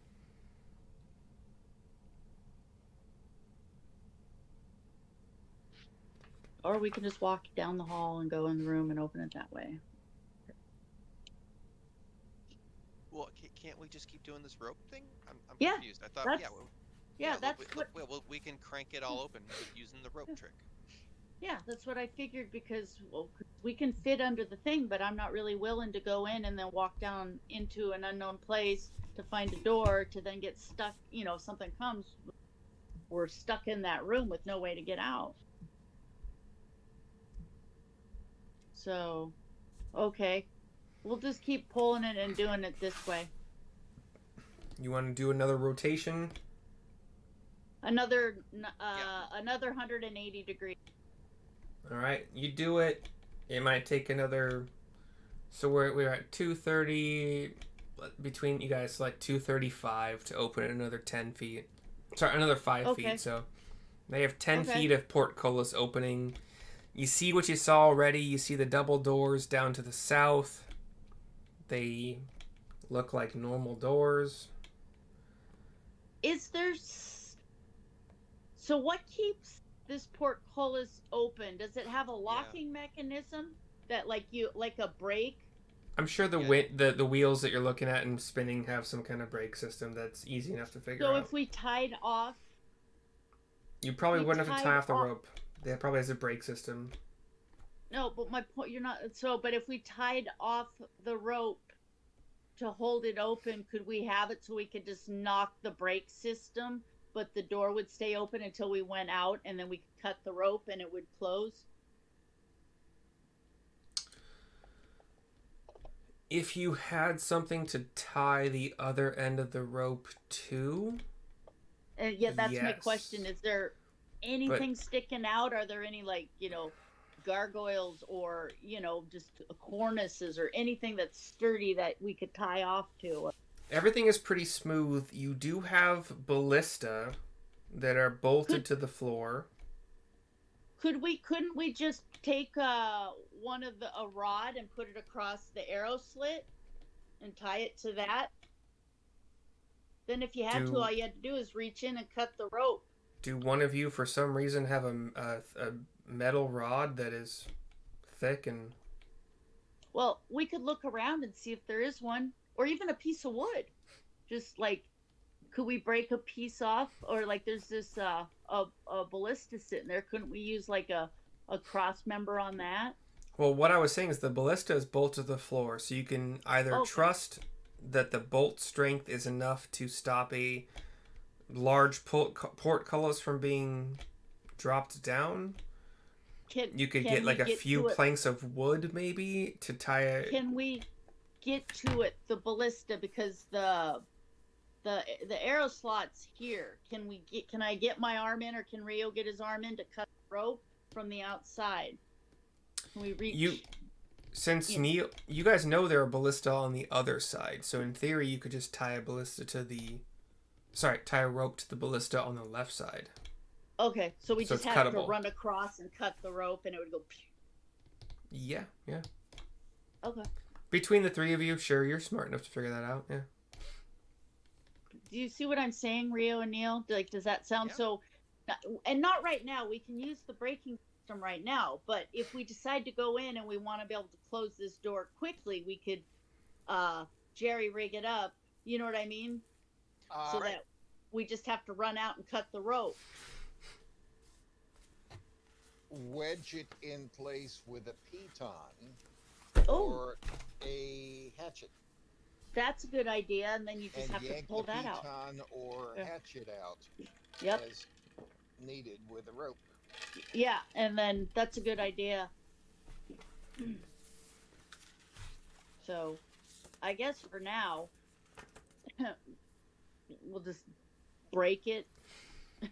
You have the portcullis 10 feet up, so like you have a 10 foot opening height wise. You have rigged a rope system. I think you said you don't want to activate the brakes on the portcullis. You want to have the rope be the brakes and be able to cut it, right? We're using the brakes right now, but later on when we decide what we're doing, we will then rig it. If we want it where we want to be able to get out and shut the door quick. So let's say we're going in, then we'll pull the brakes off and do the rope jerry rigging. But for right now, the brakes are just fine. So one of you will have to pop the brakes and then get out in time while the other two run under the portcullis and then cut the rope? We're setting the brakes. We're not even using a rope right now. Oh, if we decide to go deeper in and we need to have it ready to close quickly, that's when we'll disable the brake and tie the rope. Okay.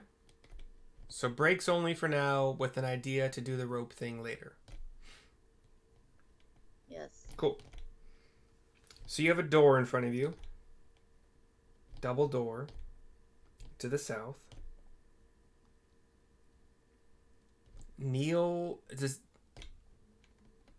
yeah, that's what you have. Neil, you've explored as far as you have so far. Syrissa, Rio on the quote unquote outside, but like the corridor leading inside, you see what you see. It's just a corridor with more arrow slits and a double door.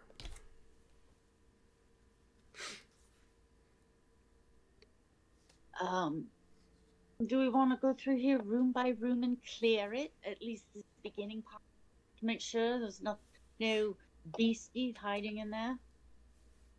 Yeah. Well. Yeah.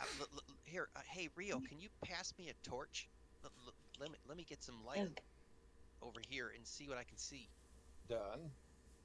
Okay. We're gonna shed some light on the situation by. Okay. I'm gonna carry a torch maybe and walk down a little bit past the gate. Okay, so you do me a favor here and see if you guys are reading what I'm reading, because I think I might have read it wrong here. No, I'm not. No. It says the portcullis is too heavy to lift, and that to me makes it sound like it's a fucking door. Because if it were a drawbridge, you wouldn't have to lift it, you'd have to lower it. No, but he means lift as in it. Well, what they mean with the portcullis is you can't get under it yourself. It's a gate. It's a door you have to lift up. Yeah. Yeah. Yeah. Okay, cool. You have to, but you have to use the weights and everything. It's too heavy for us to do it without the drawing on the rigging map that's made in it look place. like it might be a drawbridge, but I think I've done it correctly here. So, yeah. Anyway. So portcullis. Yeah. It's a wooden or iron or steel grid of bars. It is bars. Too small for even a small character to squeeze through. Right. So it is a gate that like it raises up. So like I have described. Okay, cool. Just making sure I wasn't like being a complete fucking idiot here. Okay, cool. But yeah, beyond to the south, on the south end of the corridor, you have the double doors. And what are you guys doing? Sorry. Rio just passed me a torch. I lit up a torch and I moved further past the gate. Okay. Wheel and to see what I could see. I'm mainly trying to make sure that there's nobody manning these ballista over here on the path. Let me reveal. It may be weird occasionally, but it shouldn't be that weird. So, where you are located right now, I think a torch is what, 20 and 20? Yeah. 20 feet bright and then another 20 feet dim. So you would see clearly ballista down here. You see the stairway to heaven. That's what you see. Yeah, there's nobody manning those ballistas. Yeah, still nobody. No sounds of anybody. Okay, I'll just fly back out and tell people. Okay. Yeah, looks clear, and there's nobody's gonna shoot us. It's safe. Oh, so if we look at have we looked at the floor? There's no footprints. There's just everything basically looks other than the slug things. It looks as if just nobody's walked in here in a very long time. So can we look around and you let us know what we see? Like, does it look like, or is the path looking like very dusty and untouched, other than maybe some slugs?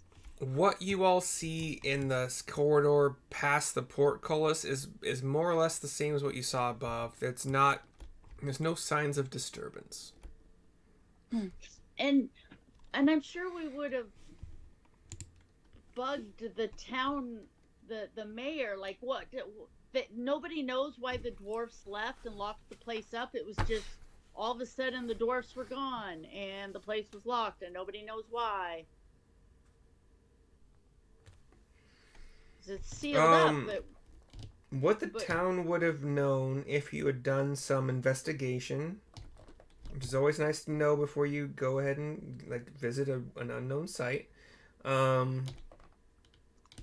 As far as the town knows, there has been no contact with any dwarves or anybody from Axholm for years.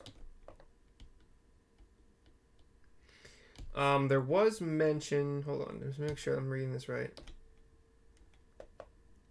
There was mention of a possible banshee.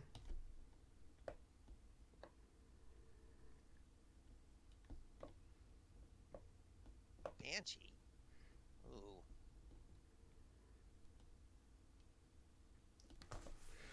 Oh boy. Give me either a charisma persuasion roll, whoever might have been talking to the townspeople, or an investigation roll. I would have been talking for sure. Try to do that before you go somewhere the next time, please. So I can... Okay, so we didn't do that. We'll just go in, fuck it. I just assumed like it. So I'm assuming like we're doing all the pre-planning stuff, but if you want us to role play it out, I'll start being really specific. So Yeah, you guys read the job board and decided to come down here. You didn't talk to anybody. I just but when we were in the shop, I thought that's what Rio was off doing, was talking to the dude. And I even said, well, we need to go talk to the guy. And you specifically said you don't need to talk to the guy. All you do is get the job from the job board and go. As far as your reward goes, you didn't like. Okay, so.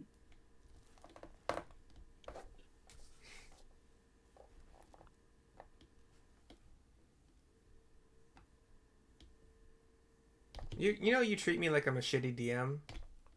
No.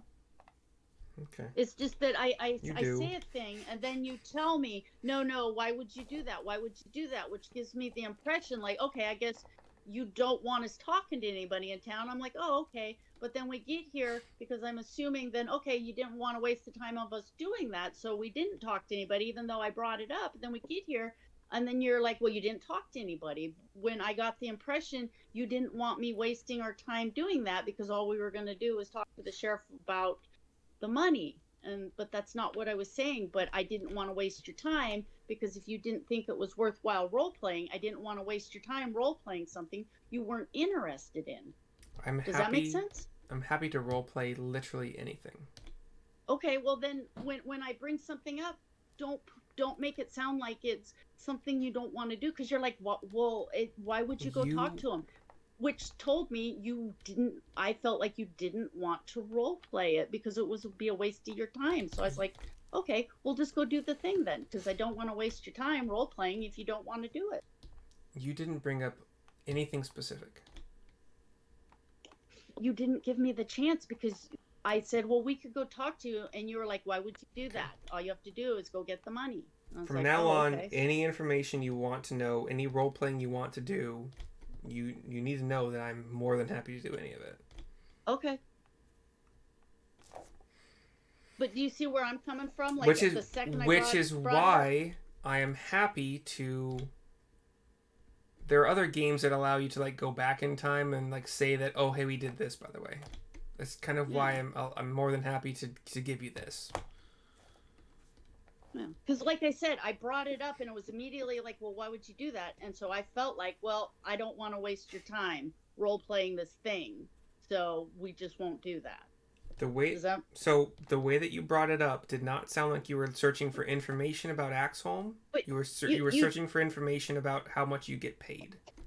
You didn't even let me finish. You immediately said, why would you go talk to anybody before I even finished my sentence? I literally did not say those words to you. I said you would have gotten the same information you got from the job board based on what you asked me. Mm-hmm. All right. But you would have found out about the Banshee, and that could be it could be a rumor, it could be true. Which one's the Banshee again? Neil, I'll ask. I'll be like, Neil, Rio, which one? That's the one that screams, right? Didn't we fight a Banshee? No. You mean, are you talking about at the tower? That was a harpy? Yes. What wasn't there a Banshee somewhere that we had to go up against? Or was that something? I don't remember. I don't think so. Rio, do you remember it? The thing it. I thought something screamed. Perhaps not. I do not recall. Maybe Mm. the sea elf lady we Oh, talked to she was some sort of a like beyond. She was an undead, okay. like something or other. But she was good. Yeah. Okay. You heard a rumor while you were in town about the Banshee possibly being a moon elf ambassador that tried and failed to foment civil unrest among the dwarves. And they may or may not have imprisoned her A to turn her moon into a... elf? Yep, Or to turn a her... circle of a moon druid elf? It just says an a actual moon elf. Moon elves. Do you know anything about moon elves since you are from the Feywild? Yeah, I'm not familiar. Are they? Is this a Sword Coast thing? Don't know. I know what a banshee is. I mean, back in the Feywild, we have Eladrin, and we have the Summer Queen and the Frost Prince, and but I'd never heard of moon elves. Yeah. And she became a banshee because she tried to do something bad, it sounds like.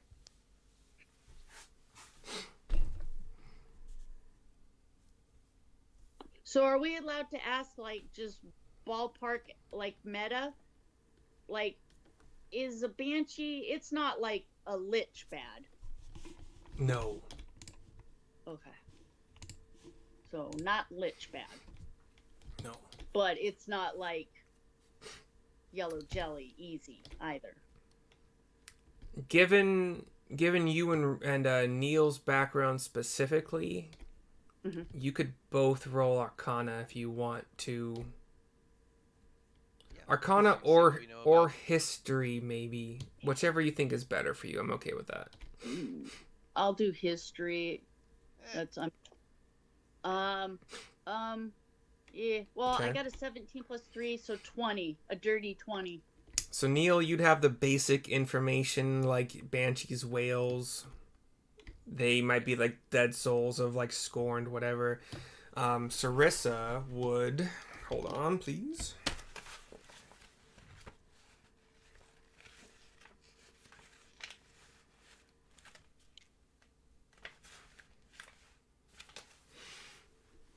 All right, Syrissa would have more knowledge of them.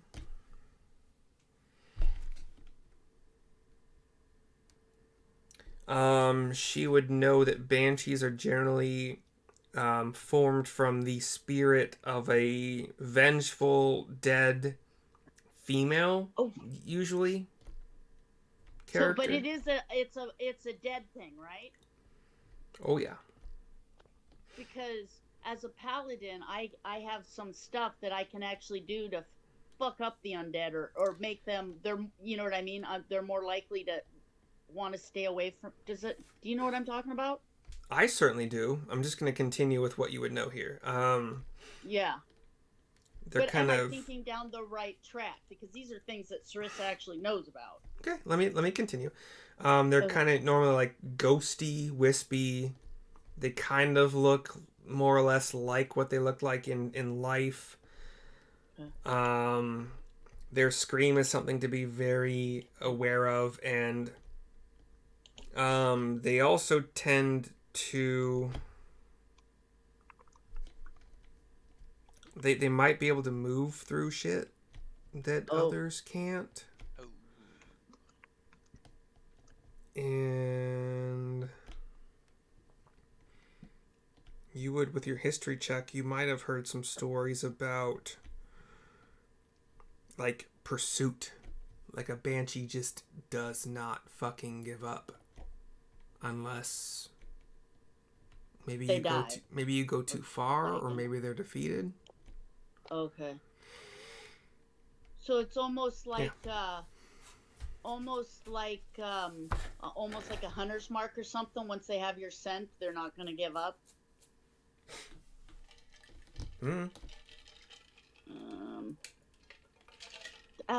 Rio, Neil, do we have any spells or anything we could cover our ears? None of mine would do that. No. Well, if we are dealing with a banshee here, we might. Well, I didn't want to be too much of a. Make some ear protection. Yeah, some Take sort a of ear. candle. Pardon? Take some candle wax. So Put it in ears. would candle wax be enough? Or is this Should the help. sort of thing that we are ill prepared and we need to go back to town and get a load of things that we don't have? I think it should help. Okay. So we could put beeswax in our ears. We could. Let's see. I got some my disguise kit here. Let me see if I can make some sort of ear medical protection. Question is, like, I know in other games we've played, in fact, I think you and I were playing, Riley, where we stuck something in our ears so we didn't have to deal with the siren. Do you remember that, where we had to roll? You guys did that in this game against the Harpies. Oh, okay, the Harpies. So if we stuck wax in our ears, would that... Do you see what I'm saying? Like, that's still an option, or that's it worked. Stupid? It worked for the Harpies. Okay. And that's all you know. Well, and with it, oh god. Cause with a history check of 20, you may have heard of some success where a smarter person in a group of like 4 or 5. Yeah, you would have some idea that you might have some advantage with muffled ear, whatever, canal. Just okay. Not immunity, but advantage, maybe. No, yeah. Well, because, like, harpies are living things, and banshees are... It's the same thing, they're sound-based. Okay. Yeah. So, do we want to make, earplugs?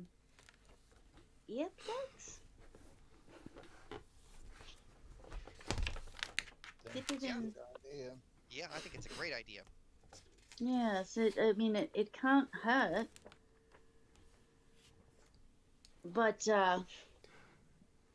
we need to be careful, though. We don't want to have something that once we've made it mad, it never goes away. You're a holy paladin. We should be able to defeat it. I mean, you may not be the most word holy. Holy, yeah. Maybe a little rough around the edges, but I think I think you could defeat some undead. Question. So this is tell me if this is too meta. Would I know? So, because what I'm thinking is like, I think banshee, I think dark. So I'm thinking sunlight. Do I know enough? Like, would I know if putting them in outside or sunlight would affect them? Like, vampires, they avoid the sun because it. So I'm not saying it would kill a banshee, but it seems like the stories you always hear, it's always at night. It's always dark. Like, you don't hear about a banshee during the day. With a 20, you would also have learned, like, through your studies or through your hearing people throughout your years, that you have encountered no stories where these kind of banshee encounters were any kind of an issue in sunlight. So they do have issues. So, okay. So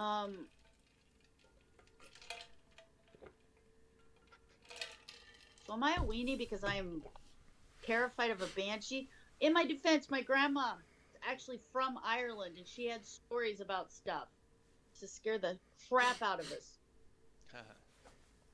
Aye, that they do. Huh? Aye, that they do. Yeah. And she would tell me that in her thick Irish accent.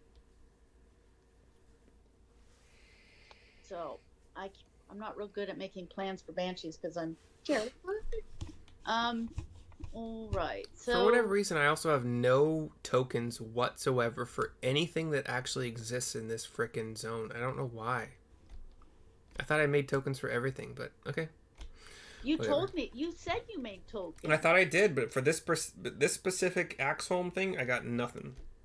Maybe use the one that you used for Morel. Remember the sea Nope. elf banshee? Oh, that was no. I'm gonna find Banshee tokens or Okay. token. I didn't say anything. So I'm trying to think what all can banshees do to us? Now we know if we hear them, they can mess you up. They can go through walls. So the whale, pretty sure, and this is just me, like this is probably meta, but like me, it seems like you don't ever want a banshee to touch you. Like that's a bad thing. I don't think that you would have gained that knowledge even with a 20. Okay. Just in general, if it's undead or dead, I want to stay away from it. That's just so. I think we should. Wow, we need to keep a clear way out, and I think that we should only do this during the brightest of days, so we can get out of the cavern into the sunlight. If we run into a banshee.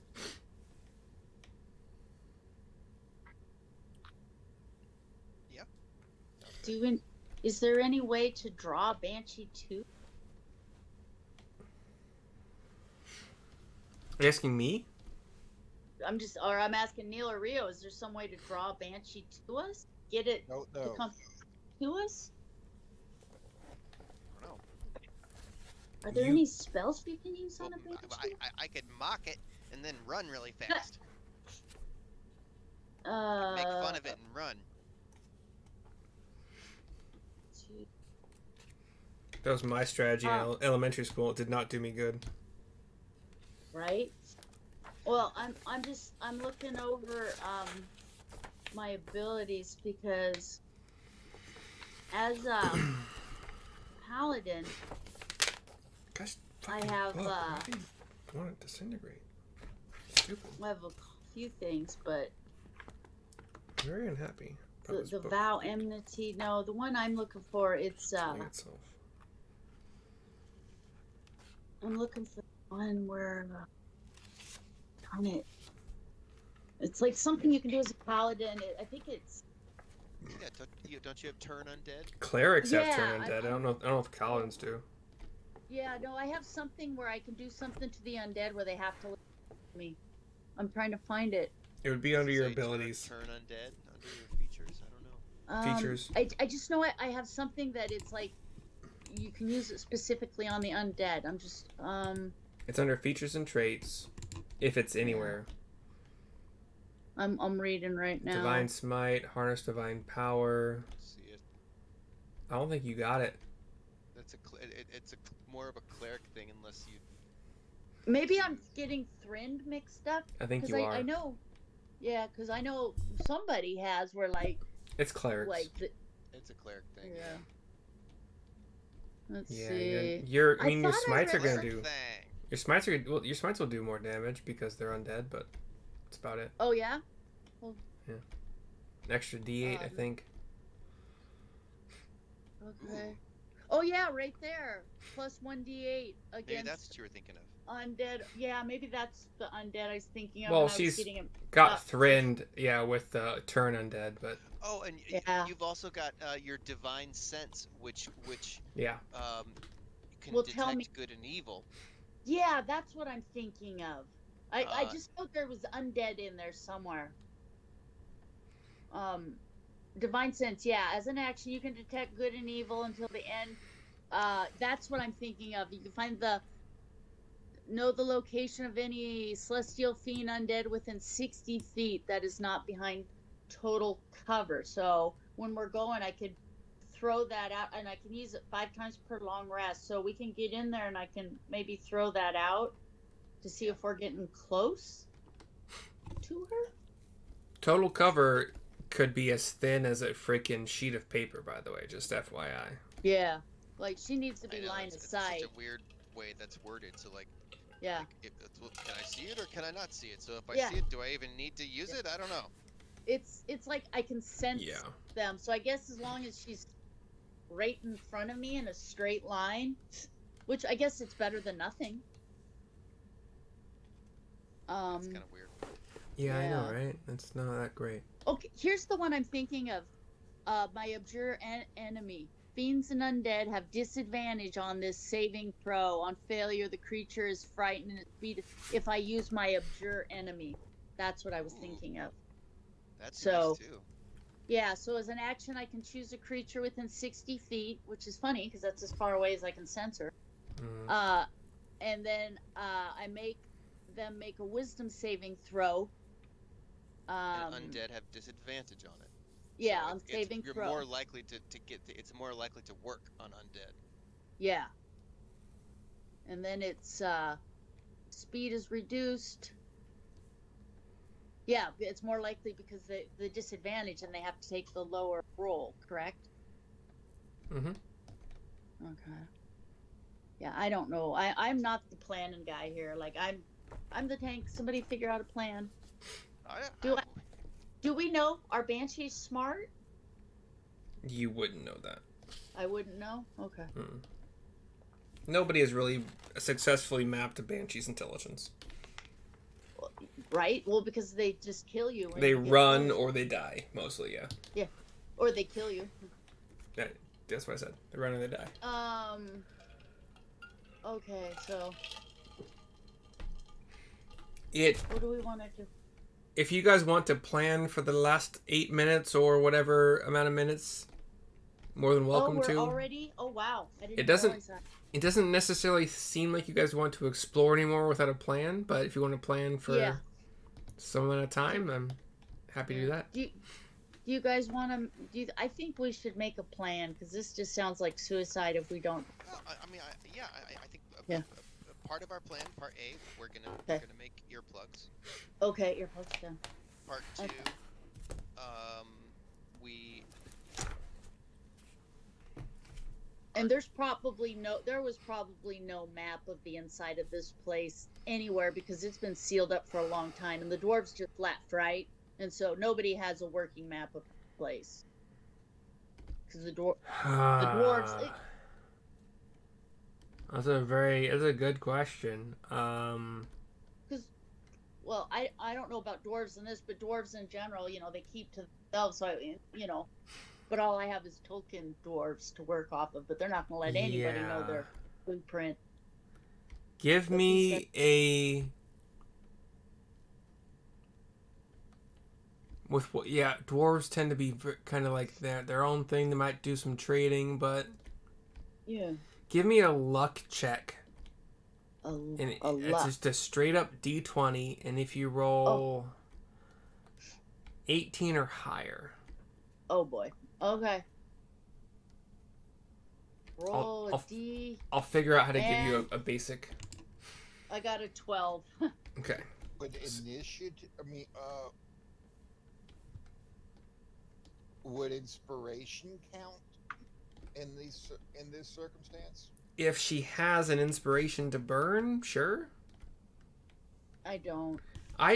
I'm bad at giving them out, and you guys also don't tell me, hey, that was cool. This person should have inspiration. So I'm writing that down so I can start Yes. saying it. if you think somebody does something super fucking cool, RP wise, or in combat Well, I uses a would've crazy given- thing to do a crazy thing, yes, please I let would me know. have given you one when you had Bug Dob start to tear up, but you're the DM, so you don't need Yeah, that doesn't help the DM any, except against Right? you.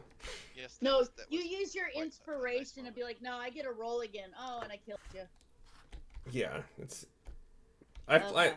I've played in and watched Twitch streams where you can buy with Twitch money inspiration for the DM or inspiration for the players or a free nat 20 or whatever. So Really? That's yeah, funny. that was the Gilded Troll that did that. And then Oh, Captain Robert, you could buy with Twitch money like cards. So you'd roll a random card, and yeah. then whatever's on that card you could bequeath to a player or the DM, and that was an interesting system, but I never Yeah, partook in it. I don't know. It seems like it'd be easy to abuse, or Yeah. kind of takes away the. I don't know. But at the same time, like, all of that money goes toward, like, Gilded Troll bought my my webcam. They gave me $100 No way. toward a webcam because I was a new player. Yeah. They're like, hey Wow. guys, they made a lot of good money so they could upgrade their Yeah. sound equipment, their table, Yeah. their ball. They wanted to upgrade their quality, and for players Wow. as well. So Oh, so that because if you don't have a good camera, hey, let us help you out Yeah. because you're messing with our feng shui. I bought With this your mic studio. myself for $100, but then I joined Wow. them and they said, hey, here's some credit for all our players toward something. Even though they kicked me out after a couple sessions because the DM didn't like my backstory, is kind of what I was told. Like, no chance to change it or make it better. Just, we don't want to play with you. They still let me keep I don't know how they would have charged me the $100 for the webcam, but they let me keep it, and they Yeah, didn't. like what are they gonna do? Have Marvin from down the street? Yeah, some kind of Hey, buddy. Venmo request for $100, Yeah, or like right? sue me for $100. Like, that's stupid. Keep requesting. Yeah. Okay. If we ever So- make money on this channel, I'm more than happy to get it towards you guys with like upgraded whatever. Well, with YouTube, you have to make like $100 from YouTube before you can even get a check, and they Yeah. keep like 30% or something like that. And if you don't like have a tax agreement, like yeah, they keep 30% off the top for themselves. I was trying to think like $100 ringed a bell, or rung a bell, but it wasn't because of YouTube. It was because I became an Amazon affiliate. So And then did they take it away? no, I still have it. I have literally Okay. made 0 pennies at all so far, but I've only advertised at the end of every one of my YouTube videos like a product I actually purchased continually or actually Yeah. enjoyed my first purchase of, because I'm not gonna advertise Yeah. for shit I don't use or like. So Here's Yeah, what I did. 0. I put one of my very first videos was for this wash machine and they were a few $100s, but I really stood by this thing. So I applied for an affiliate link, right? Because I that thing got like 32,000 views, like really quick, and everybody was asking me. So I asked for an affiliate link, so I could link people Yeah. to it to buy it from them. So they approved it, and I had this link, and all these people, something like a lot of people. Well, then I got this email like 8 days later said, "Oh, your channel's not big enough because I just started it. You don't qualify for affiliate," so they just shut it all down, right? Yeah. No big deal. Well, then just a few months ago, I got an email from them saying, "Hey, we need your tax information," because they had issued me a link. You know what I mean? My own private links. So I was using that, and apparently I still haven't got hold of them, but apparently they got enough that were for tax reasons. They now need my information so they can send me money for this affiliate thing that wasn't. Somebody new said, "Oh yeah, here's your affiliate links," without properly reviewing my channel and not really realizing I had like 12 subscribers, and you know what I mean. And so a higher up saw it and took it away, but I still had that link, and people kept using that link, and now here I am, a couple years later, and they're like, "Hey, we need your tax information because we've got some money we owe you." You see, like how dumb that is? Yeah, and I haven't got a hold of them because I was pissed. Could be But more yeah, trouble than it's worth. Who knows? That's fucking weird. Yeah, like I said, I know of a solid 8 to 9 people that for sure bought them directly because of my video. So, Okay. But yeah, so I still had this link, but then and then I did email back. I'm like, why am I just now hearing from? They had closed down my account. Like they had a track. I don't know. It was dumb. Do you guys want to call it here or spend a few minutes to like discuss what might happen at the beginning of the next session? Do we want to? We're going to need a refresh anyway. Okay. Yeah. At the beginning of the next session. Yeah. So. Okay. I will Do make you sure I think we take can- good notes. Yeah. Are we strong enough to beat a banshee? The three of us? I Yes. guess we'll find out. You're asking me, or Yeah. And we still have Um, our +1, 2 that's good for 8 hours, and we had it at 2 p.m. So we Yeah, still you're have more than- about 7 hours left. 'Cause You're more than- I just want to make sure because you said to keep track of it. So it was 2 p.m. at the Okay. end. So, and then roughly 2:30 by the time you're having the conversations about the wheels to open the portcullis, and like 2:45. All this discussion you guys had since the portcullis was open 10 feet and roughly 3 p.m. Oh wow. Okay. So I'm not penalizing on like discussion times. I think they're pretty. okay. So I guess You- do we just everybody just want to think of what we're gonna do, and then we'll show up next time and like have a plan of attack. We want to discuss it now, so then when we show up, we can review our plan of attack. With I go in, I shoot things. Next question.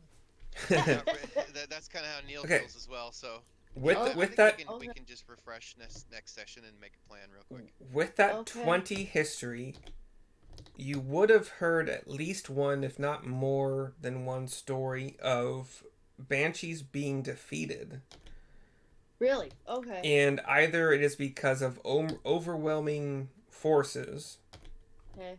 or like you have kind of already surmised, some kind of a holy presence that kind of turns it in your favor, Okay. or maybe more than one They're not holy only presence. just undead, but they're like evil undead. So something like a paladin would mess up their feng shui. They are holy most symbols. certainly evil. Okay. So would it? So Syrissa would definitely have to then pray to her god and stuff and get ready for this before we go in. With a 20, Yeah. you would also know that kind of like common attacks from blunt weapons, piercing weapons, slashing weapons, like from common weapons, just they didn't do Mhm. as much as they should have, you know. Those Okay. those recounts just they didn't do as much. Okay. I think it's about what you may have gleaned. That's most of it. Anybody who tried to like a low level wizard that tried to throw a firebolt, it just didn't do as much. Okay. Yeah. And then before next week, I'll read up and I'll get my shit together as far as what Syrissa, so I'm not mixing up Syrissa and Thrind, because that's dumb. It happens. Yeah. I think my dissonant whispers will be a good thing to use against her. Yeah. What kind of damage is that? What? Yeah. What Psychic. is it exactly, Neil? Psychic. Psychic. And I'm just Neil's just BSing. He doesn't know. I don't Oh. mind if you guys look up stat blocks. I hope that you can just separate that from your character knowledge. I have a habit of looking up stat blocks just to make sure the DM is doing it correctly. oh, do you want us to do that? I'm not doing I- that.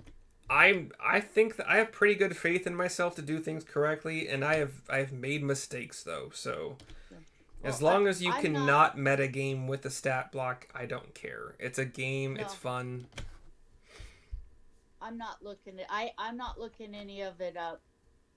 I don't want to be the guy that cheats. Again, it's not cheating as long as you try to Yeah. ignore the things that would give you. Yeah.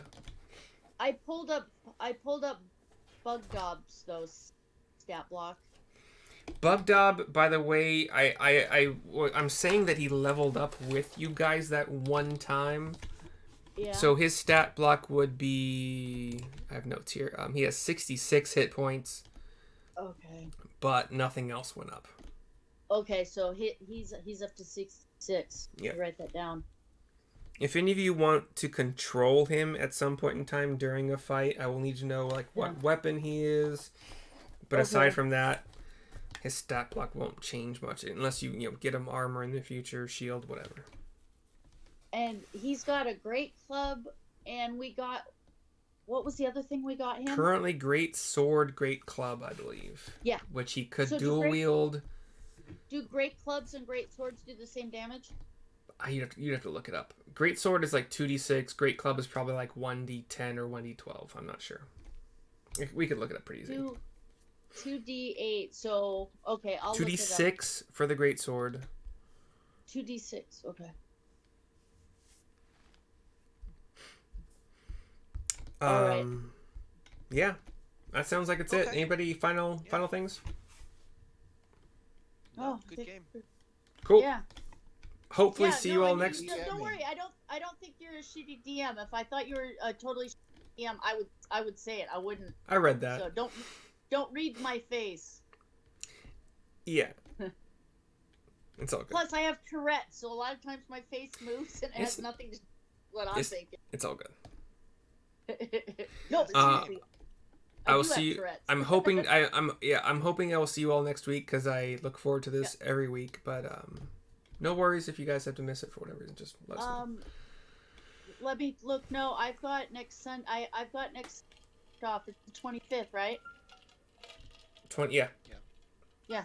No, I'm good. Yeah. All right. See y'all next week. Okay. See you. Bye, everybody.